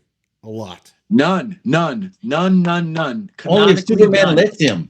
Canonically he's never in actual DC the actual DC main universe, the main timeline of DC. Batman has never beaten Superman. He has never Why? Because beaten he him. said Martha? He's only beaten him in one-offs and Elseworlds types of story. He's never canonically beat Superman ever. And He he has not. can't. He also can't. 99% of the time it's because Superman is starting off by just talking and Bruce like, I'm gonna be aggro as fuck right off the go. Let's be real. Superman would have zero difficulty putting Batman down. Just go, oh, look, I'm going to go out into space and laser your face off. Read. So anyone that feels that Batman can beat Superman, read Action Comics issue number 666. This is when 666. Superman gets the mark of the beast, which in some people feel is 666 on your forehead, and he stops holding back on everybody, every single body, everybody, not just villains, but everyone around him. Read that issue and then come talk to me about it, and we'll have a conversation about it. But I know Scott hates these conversations because it's all like, what do they call it? Superheroes go bad conversations where, No, uh, look, I don't mind superheroes go bad. I just feel like Superman's gonna whoop everybody's ass well, in almost all universes. he goes down to in a almost rock. all universes, you said what? He goes down to a rock. Do you understand? Do you understand how silly it is that they make Superman have a? So think about it. So think about it this way, right? Say I'm holding kryptonite, right? And I hold kryptonite in my back pocket, right? And it's in a lead box, so you can't see because you're Superman, Wes. Now you can fly faster than the speed of sound and move faster than the speed of sound, right? If I do like this, Boom, you did. You're a smart man, Scott. So by the time I do this and do this, Superman has blown all See, of the now flesh you're off of your no. See, body now off. you're using real world logic. You can't use real Or world logic in comic books. So here we go. Here they did it. Do you know why they did it? They did use real world logic in comics. You know why? Because they made Lex Luthor have a ring that had kryptonite on it. Why? So he could always have kryptonite out, so Superman would stay away. Right? Do you know what it did? It made his hair fall out, and it gave him cancer, and he had to amputate his hand. Most people don't know that Lex Luthor at one point in time was Luke Skywalker. He had a I was robotic gonna hand. say Be- you went full because Skywalker on him. because he wouldn't take off the ring just to keep Superman away. So Look, it's always Also- the bothered only me. character Okay. that I think has a chance against Superman would be Doctor Doom because of his mystic capabilities. He could find a way to have kryptonite and be protected from it. I mean, Let's see what hands down. what's Jay saying. Okay, to what you just said about, oh, his weakness is a rock, I would like to see you stand 2 feet away from a piece of uranium and see how you do. Yeah. Yeah. Radiation it's just poisoning weird. is a thing. Yep, Yeah. sure is. And that's all it is. And that's what made Superman Returns so bad, is because Superman would have been able to see with his vision that the rock that he went on, that they beat him up on, was full of kryptonite. Like, not just a little bit of kryptonite, it was full of kryptonite. He would have been able to see it. The So whole that was Luther the worst plot part was of that just movie. stupid. No, but they have to write Superman. People don't understand. They have to write characters like Superman to be stupid, because if not, then he doesn't lose to anything. Like Scott says, he just beats everybody. People forget that Superman is actually super intelligent, which is the reason why Batman being on the Justice League makes all the Justice League look stupid, in my opinion. And I'll fight anybody about that thing. Having a normal man, like Scott said, on a team with a demigod, an Amazonian princess, a person that can move faster than the speed of thought, pretty much, a supercomputer, a guy that can make anything in that he can think of, and another guy that can swim to the bottom of the ocean. Don't Huh? forget about the guy with the bow and arrow. Oh, not even him. A Martian that can read minds and Martian shapeshift and turn Manhunter. intangible. So you got all those people on the team. What do you need a regular rich guy for? The answer is you don't. The answer is he's not stronger than anybody. He's not smarter than anybody. Hold He's on. not faster than No, anybody. hold on. They do need him for one thing. Money. And they don't need him for money. Do you know why? Because Diana's rich. All she got to do All is right, take so any of the they treasures need him for from planning. Themyscira He's the and bring it back. brains. Look, Huh? Superman's biggest problem, and actually most superheroes' biggest problem, is they just dash in because they are immune to everything. They don't survey the area. They just dive in, and then something's there that knocks them on their ass. That's And poor writing, Batman though. goes, "Hey, I know how to defeat this guy. Let's figure this plan out and get our shit together." Superman does that all the time. People just ignore that. People don't even think about someone like Parasite, who is like Rogue essentially. Like, the more like Superman gets close to him, I can just absorb your power. So you have to figure out how to beat him. Like, huh? All the times that Superman had to outwit Mixie to make him go back to his dimension. Like, that's not, stupid people don't figure that out. You know what I'm saying? Like, but whatever. But this is why Luthor always thinks that he can take down Superman, because he's all about brains over brawn. And No, it's Batman because- is the good guy version of brains over brawn. It's because Superman is genuinely, when you watch the new Superman movie, look at what Lois says. She says you see the good in everybody, right? So Superman goes into a situation, or someone like Superman and most superheroes go into a situation hoping to resolve the conflict without a bunch of conflict and without hurting anybody. If not, Superman is Zod. And if Superman is Zod, that whole thing works way different. So I was a huge fan of the Flash TV show with Grant Gustin, at least for the first 5 years when it was still good. But what drove that series wasn't the superpowers; it was the Marvel level interaction with other people. Because everybody he went up against were usually severely underpowered or just human by themselves. And like, I watched an episode where they were on the top floor of this building, and bad guy got out before Flash could get down there because he was rescuing people. There's no way that a human person outran the Flash and just happened to get away. Or that somebody pulls a gun on the Flash. Yeah. Again, I'm standing here talking to the Flash like this. I go to my hip to pull the gun off of my hip to shoot the Flash. By the time I do like this, the Flash has already hit you 100,000 times. Like, Mr. what are we Freeze talking should about? not be one of his goons. Like, But see, that's writing. That's just the way the writers So wrote it. what you're saying is, I know this is gonna touch hard on you, Antonio. What you're saying is that Superman is like the Baltimore Ravens, where he plays down to his opponents. 1,000%. And it's because he has somebody else pulling the strings, the writers that don't know what the hell they're doing, John Harbaugh and Steve Bisciotti and Eric DaCosta, then he ends up looking like an idiot in the people's eyesight, when realistically he should be able to beat everybody with ease. But Hey, I just had to lay that out there. I know you're a Ravens fan. listen, So. I mean, but it's true. The Ravens play down to their opponents because of bad coaching. The same way Superman plays down to his opponents because of bad writing. You can write Superman and Lex Luthor very well because there's tons of stories with them written well. But just making it so there's like Lex is like, well, I'm smarter than you because I'm rich and I have money is stupid. Like, that's very stupid. But whatever. all right, so we are doing what we Okay. always do and So, going long. Jay, because we got on all tangents. Jay, do you need to head out? It's a good I breaking got a little point. bit more time. What was that? I got a little bit more time. Okay. You want to speed through some of these, Wes, or no? All right. Wespool and Missing Link are captured by a Joker who's getting saved. 65% of them said me. 20% said Scott, and 15% said let them both kick it. Word. That's Word. funny. I mean, I'm dead on 2 of those anyway. Yeah. I'm shocked that I got that much of a vote because Scott is the star of the Okay. show. But why? No.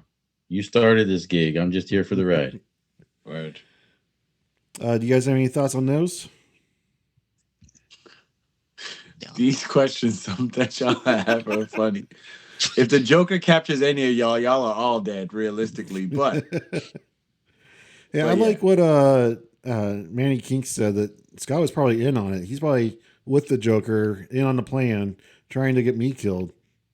Word. All right. If Heroclix went back to no cards, would you still play? And this is all over the place. What would you guys say? Yes. No. Probably. But So- the dials would need a lot of change in order Yeah. to make it work. Like, you would have to have so much more information on the dial top that it would not be feasible. Like improved targeting and improved movement, right? Just trying to get those onto the dial is just going to be enough of a pain that it's not really going to be easily feasible. So I thought this And that's just one part of it. I thought it was pretty interesting because the majority, but not a vast majority, 28% said probably. I'm a diehard fan. I'll probably play this game no matter what. Followed closely by 19% with 50-50. I'd have to see what it would look like now, what the dials would look like now. So I'd probably be in that probably category because I am a massive fan of this game. I love this community. It would be hard. I'd be hard pressed to just give it up because of the cards, but I also can't remember jack squat. I can't remember what I had for breakfast this morning. So remembering those dials, I'm not like Scott. I don't have a photographic memory.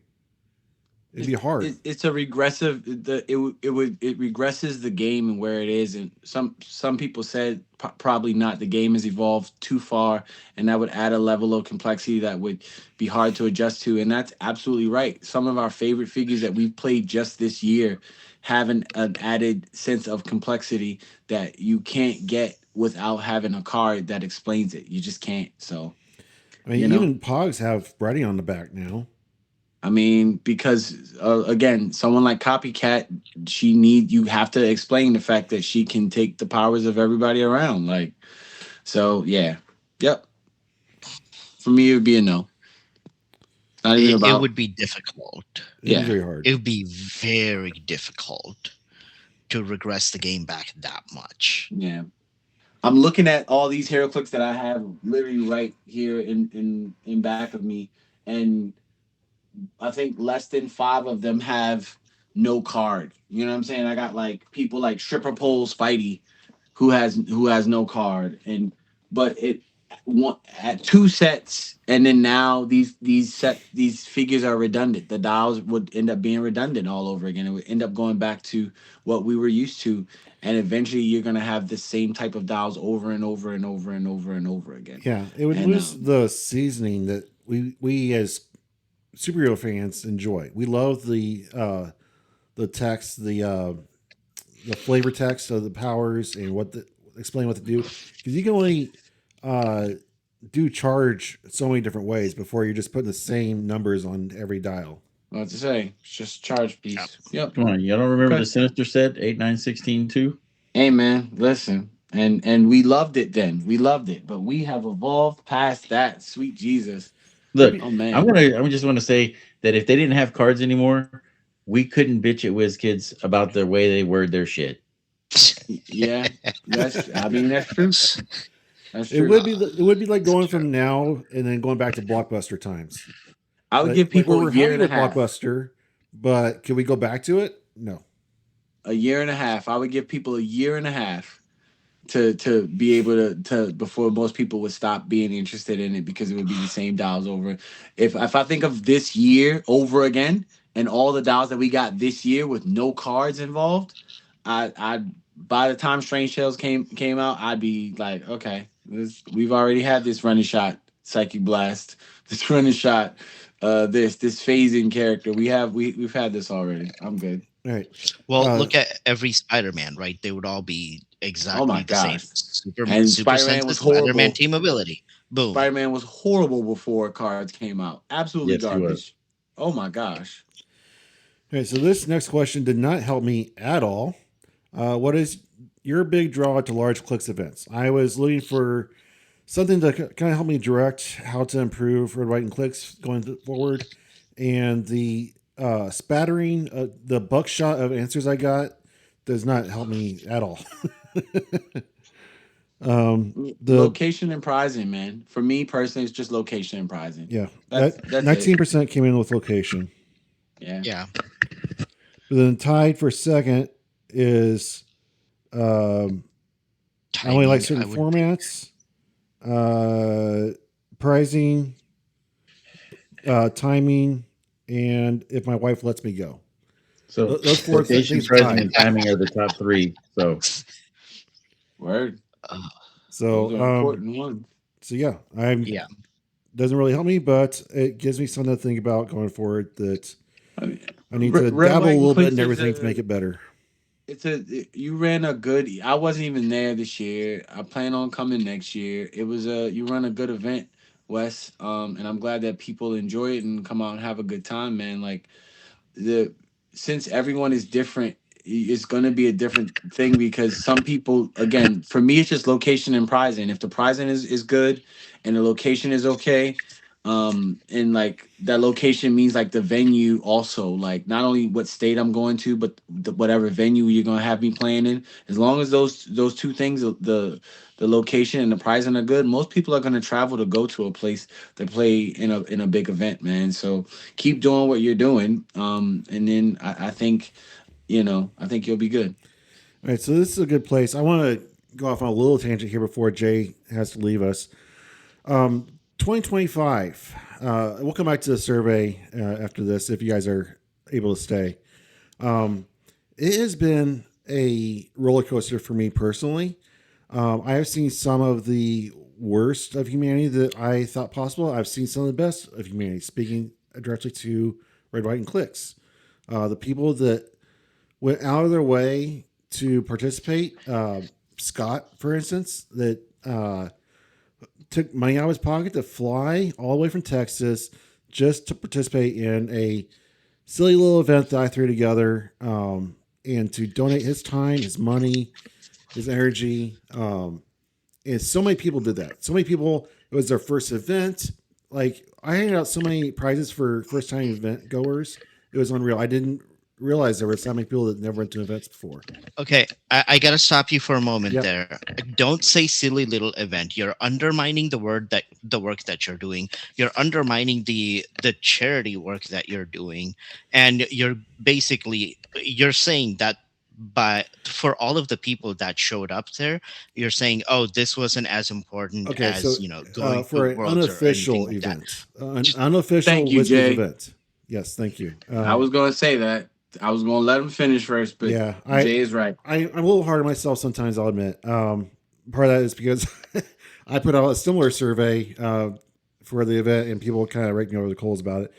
But no, for being a non-sponsored WizKids event that they had nothing to do with, and people just went out of their way to not only participate but to go above and beyond to just make donations and bring friends and everything. It really rekindled my hope in humanity a little bit. Pull back the current a little bit. 2025 has been a shit year for me. Started with the passing of my mother, followed by I was written out of her will, followed by health concerns, followed by I have a biological son that barely talks to me, followed by drama within other relationships within the Clix community and outside the Clix community. But then I started this podcast that just took off, and people like Scott and Shay and Michael Straight and you guys, Antonio and Jay, you guys have all become very quickly my best friends in the world. Like I expect to be friends with you guys indefinitely. Um, there was a couple of comments on the survey that suggested I drop one or two of you, and I didn't even go over those because screw them. You guys are my friends. I appreciate your feedback. I appreciate what you guys bring to the game, bring to this podcast, and I love you guys. I love everything about you guys, how you bring to the show, bring to the game, and anybody doesn't like it, they don't have to listen. But I think that 2025 is finishing on a high note, and I'm so glad to be here doing this with you guys. Um, and wrapping up on a high note. Like right now, I'm sick with the flu, and I'm still doing this because I love this show and I love doing it with you guys. So thank you to the Clix community for coming out and showing up for Red, White, and Clix and for Heroclix for Huntingtons. Thank you, Scott, for helping me make this show what it is. Antonio and Jay, thank you for tag teaming in and building a new segment that is one of the most popular segments of the show. I just can't thank you guys enough. So thank you for making 2025 not as bad as it could have been. Hey man, you're alive, man. It's been a great year. You're still alive, but I'm glad. I'm glad to be anything positive in it, man. I always have fun. So Scott, what is a highlight for you of this 2025? Oh man, I got to be on a podcast like 70 times over. I got second place at Red, White, and Clicks, which I did not even know I was going to attend until my wife's like, "Sure, go for it." And then I had to keep it a secret from you. So walking in the room and seeing your jaw drop, that was awesome. that's cool. Coming out with all that prizing, wow! I did not expect. I wanted to make cut. That was my goal, and then second place was like, "Hey, look, I gotta mail stuff home. I gotta spend $70 just to get all my stuff home." And you did with Beetlejuice. Beetlejuice was secondary. He was not even on my radar of something that I wanted to play. It was just like something that I felt like I don't know what the meta is. What can I do to be productive and not necessarily go get stomped? Well, congratulations, Scott. You did an amazing job at Red, White, and Clicks. And as far as the podcast goes, if I could go back in time and do anything differently, I wouldn't do it differently. I think that you have really breathed a breath of life into the show that was missing, and the combination of the three of you is just a perfect combination. I couldn't be happier with my round table of Clixers. Tell you, what is your favorite memory of 2025? I became the first like official WizKids Battle Royale champion at Origins. I played 17 BRs and I won 14. When I say won, meaning I came in first place in that. So I think that was pretty good, and I'm the reason why the world champion got a trophy because they didn't give me one. So I was like, if you're gonna continue to do this, you have to give them a trophy, man. Like these people take more time and more money to be a BR champion than it does the regular like normal stuff. So that was a highlight of mine because now I can say that I'm a champion in both of my favorite ways to play this game.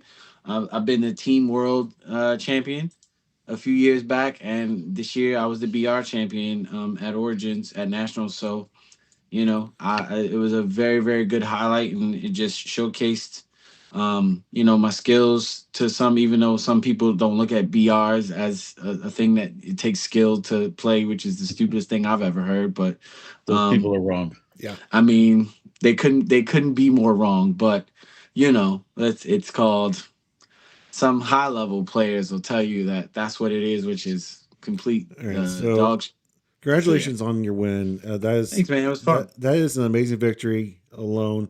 And to all the naysayers out there, I said they can suck it because I didn't see them out there beating you. I mean, they weren't. Like I said, I didn't come in first place 3 times. So, and it wasn't like people were just feeding me their team. Anyone that's played a BR with me knows that it's not like people just feed me their teams, or I just sit there and I'm always pulled. We play Smash and Destroy, and I didn't pull any chases or none of that. I think the highest rarity piece I pulled in all those times was Titania, and I think Cinder. Those two. Other than that, I had them, I think, twice. So yeah, man, So fun times.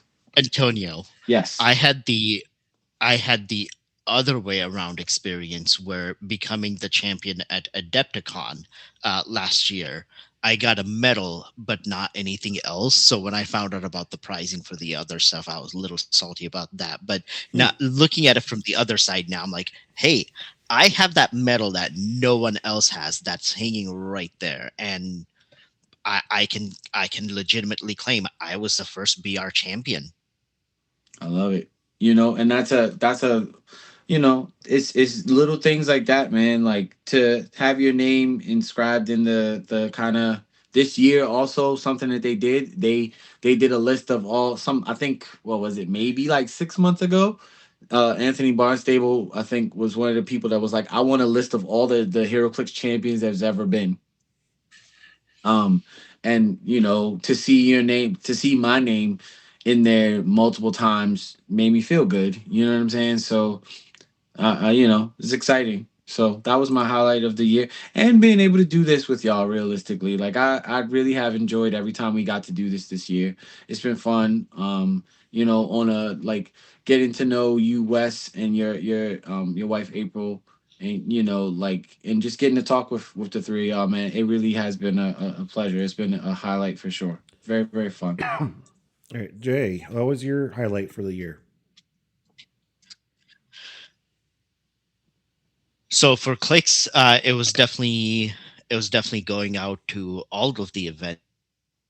And so I went to all of the Wizkids events, I should say. I went to Adepticon, went to Origins, went to Worlds, and being able to support the operation. Now, it's not just a matter of, hey, I got to be on the other side and do the work that's involved with running all of it. There's also a much bigger exposure to the community being on the other side rather than if you're participating as a player. Each BR I would see 3 other people, many times it being repeated, or if I was playing in the championship over the course of the day, I would see like 7 people and have longer than 10-minute interactions with them. Whereas being on the other side, people are constantly coming up, asking questions, and even just having regular conversations that are not Clix related. I felt like being on this side, I got much bigger exposure to the community, which is something that I really enjoyed. Um, so that was the big Clix related one. Non-Clix related, I've had like 30 different wins this year, so I'm not going to go into that one. Well, congratulations on all of them. I can honestly say that the 3 of you are some of Thank the you. best people I've met in Clicks, and I can't thank you enough. So Jay, this is a vote. Jay needs to leave. Do you guys want to stick around and keep recording, or do you want to call it a night and just wrap it up, or do you want to finish another night? We're almost done anyway. We can finish this off, I think. Okay. Yeah, let's do it. You've got what? One more question to go. The You got the oh yeah, the judging. Yep. Yeah, the yeah. judging. All right. Judging. So, should judges be Yeah, I'll actively I can stick around.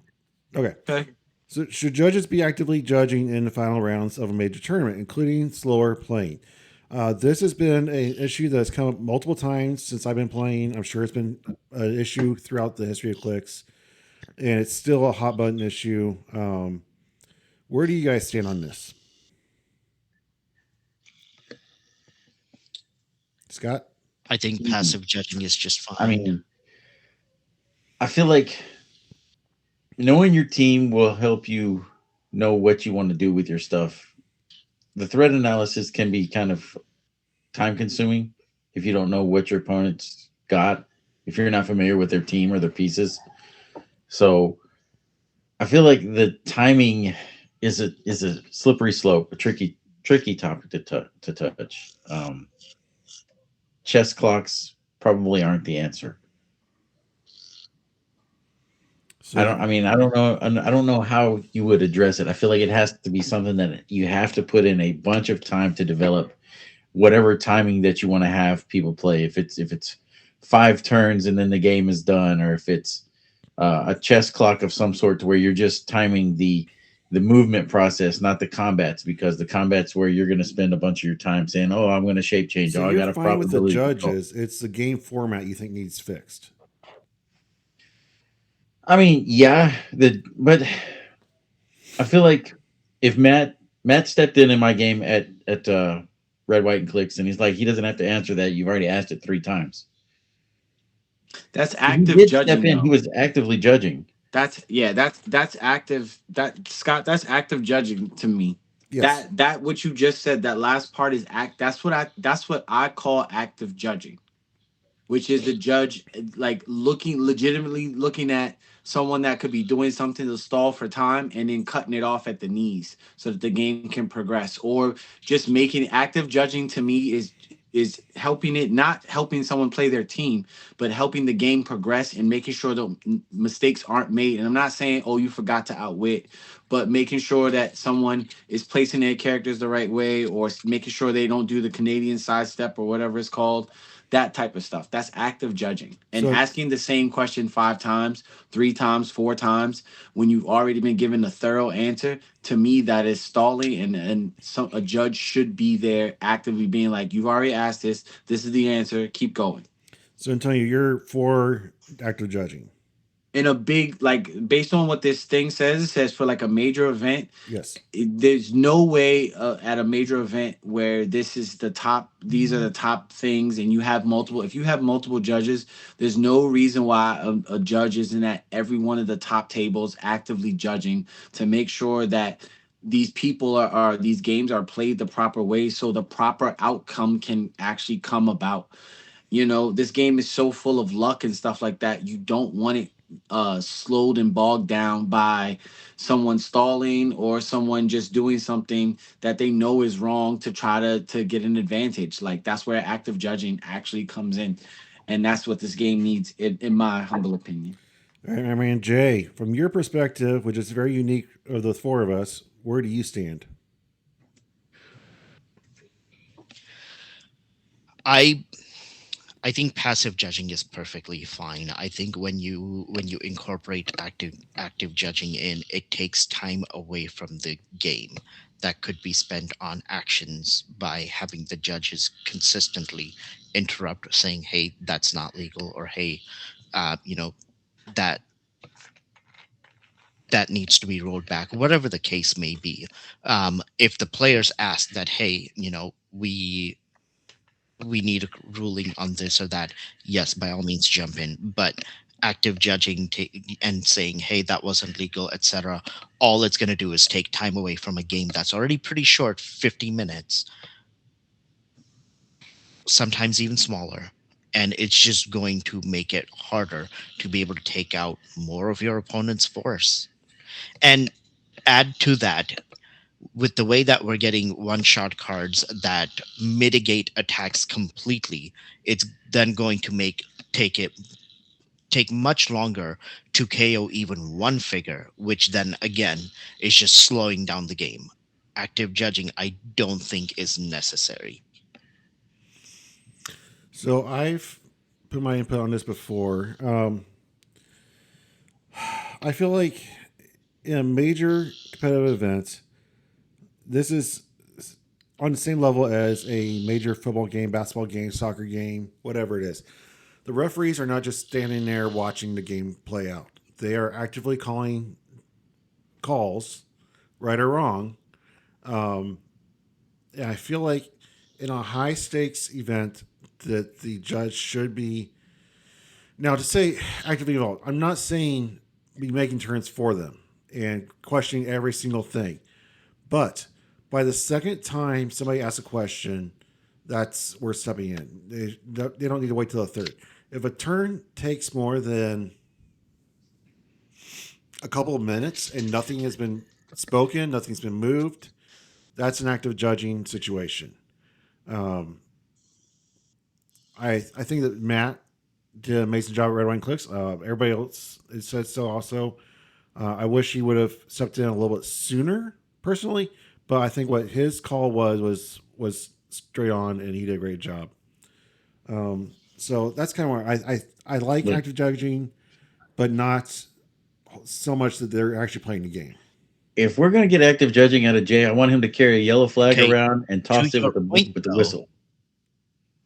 I mean, just the to your the point time to be of like, those other judge, games, just that, like, just to being like, oh, this, okay, hold on, judge, like, just that time, this is time being wasted, and like, oh, okay, I'm coming over, and then having to repeat the thing to a person, And and we're then talking about have the to get the finals. We're not judgment. talking about a room full of people playing the game and judge has Yeah, 20 things to do. This is where the judge is sitting here watching the game.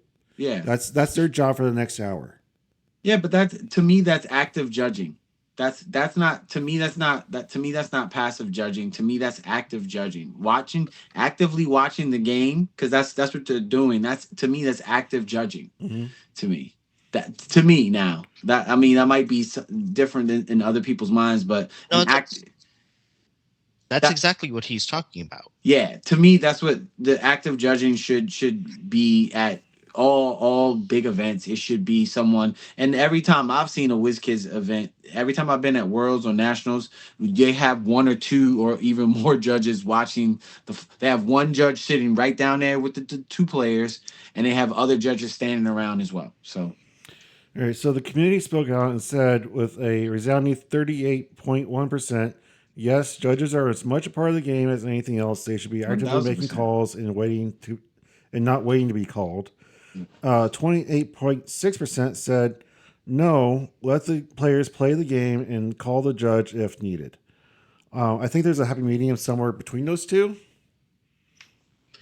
Look, whenever the judge becomes a referee, I want Jay walking around with his yellow flag and whistle, and he's going to throw it at somebody, and then I get to score 10 points because they messed up.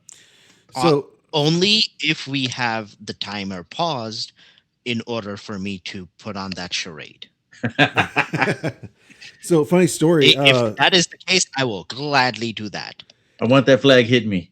Going into Red Wine Clicks this year, John Hoffner, Clix creator, the guy that can print everything you can imagine, the tokens, the cases, everything. He was going to print referee shirts for all my judges. It ended up not happening, but it was a cool idea. He was going to put the logo on the back and striped referee shirts for all my judges and staff. But all right, I think we answered that question pretty thoroughly. Thank you guys so much again for everything. 2025 is coming to a close. If you sign up to our Patreon account before January 1st, you'll be putting your name in a drawing for some free stuff. I got some Scott Porter Pogs. I got some LEs. I got all kinds of stuff we can give away. Just $5 above gets your name put in a drawing. On the 1st of every month, we will do a drawing. Right now, we have one Patreon member, so he's guaranteed a prize unless somebody else gives him a run for their money and throws their name in the hat too. Nice. Cool. Do you guys have any final thoughts for the year? Yeah, be the light. The light of what? The light of Galador. What does your light taste like? Yes. What'd you say there, Antonio? I said the Light of Galador. Galador. It's one of my favorite No, swords no. from Exoswords. But yes, I agree. Keep going, Scott. Keep going. No, I'm just saying, be the light. I mean, you may not be your own light. Be the light for somebody else. Be the light. What does the light taste like? Yes,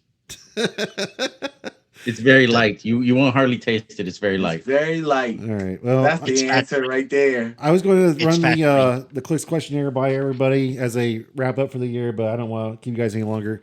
Jay, what's your final thought for the year? Happy New Year. Stay safe. Yes. And Antonio? Hey man, be good to yourself. Be good to others, man. It's literally Go be that super, simple. right?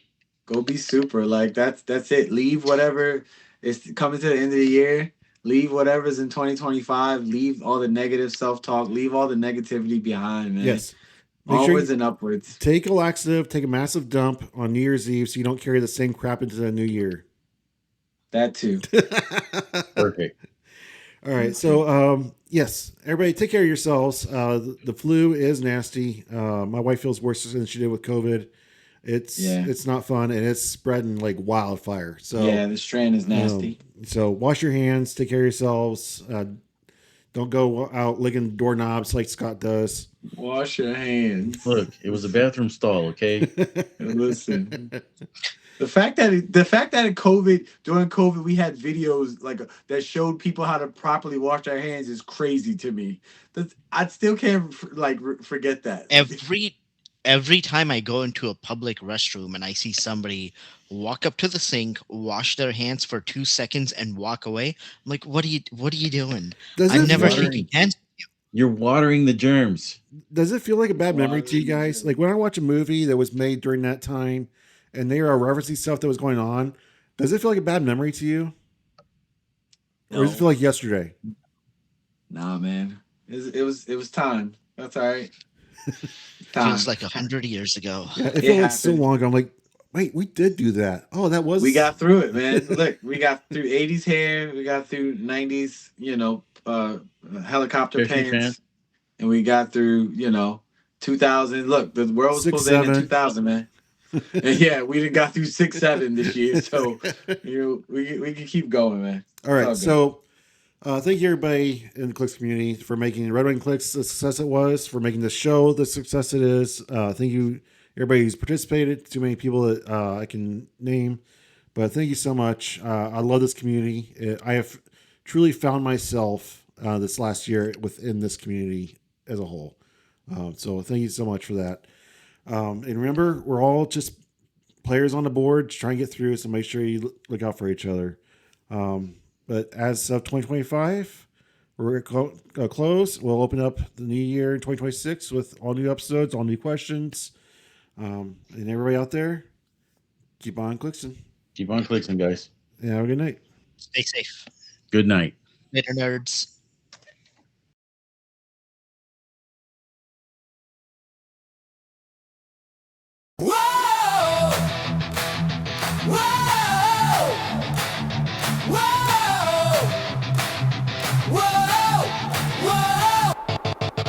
Round table lit, beats clack like fade. Into 25, yeah, we seal the gate. Talking clicks, mics hot. Season 1 fades out, season 2 on deck. Hear the crowd shout. Wespool at the head, crown made of plastic cracks. Surveying the wild, yeah, the people clap back. Land of legacy fell like a bad prequel scene. Phantom Menace vibes in the Heroclix machine. Masters of time take loud, yeah, DC took flight. Spied up and snuck up, stole Marvel spotlight. Small pool still loud, let the numbers spin. Captain Marvel card, Jar again. Sweet over salty, but savory's near. Cereal's not soup, facts crystal clear. Quesadillas grilled, don't fight the truth. Marvel runs the world, that's the booth. We're the nerds of the round table, voices in the night. Rolling through opinions, sparks and insight. From hot takes to heroes, wins and scars. We're all just players on the board, past the stars. End of the year, but the story stays strong. 26 calling, come roll along. Antonio says, Blade, cut the path. No snipes, no MCU math. horses. We're done with that too. Scott's hair going purple, Barney in the chat, Jay timing every moment, steady like that. Sets coming fast, yeah we love the rush, but space it out, let the meta breathe some hush. Batman tried once, said Martha real loud. Logic says Soups clears every crowd. Save Wespool from Joker, vote came through. Community spoke, yeah they knew. We're the nerds of the round table, dice in the air. Opinions collide, but we still care. Highs and lows on a wild rail. Friends at the table, never gonna fail.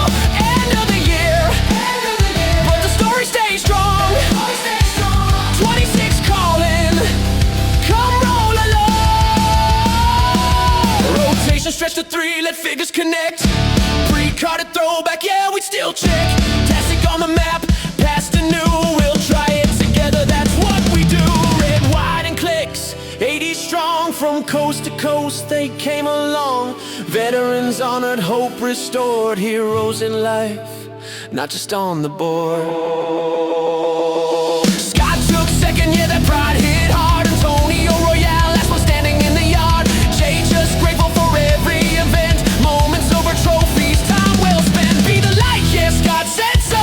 Stay safe out there, Jay, let it go. Leave hate behind, Antonio's call. Go be super, stand tall. We're all players on the board. Everyone help each other out till the game is done. Season 1 fades, but the bond stays true. Talking Clix forever, rolling into new. From 25 highs to 26 dreams. Round table legends live in between.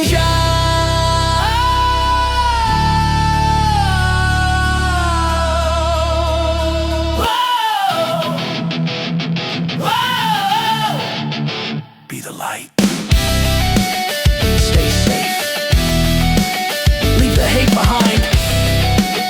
Go be super.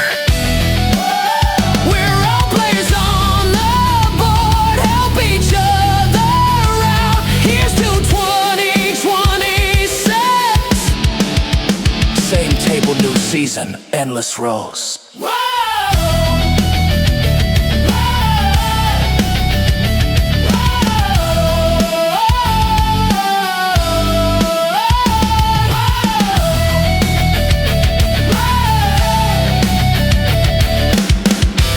We're all players on the board, help each other out. Here's to 2026. Same table, new season. Endless rolls.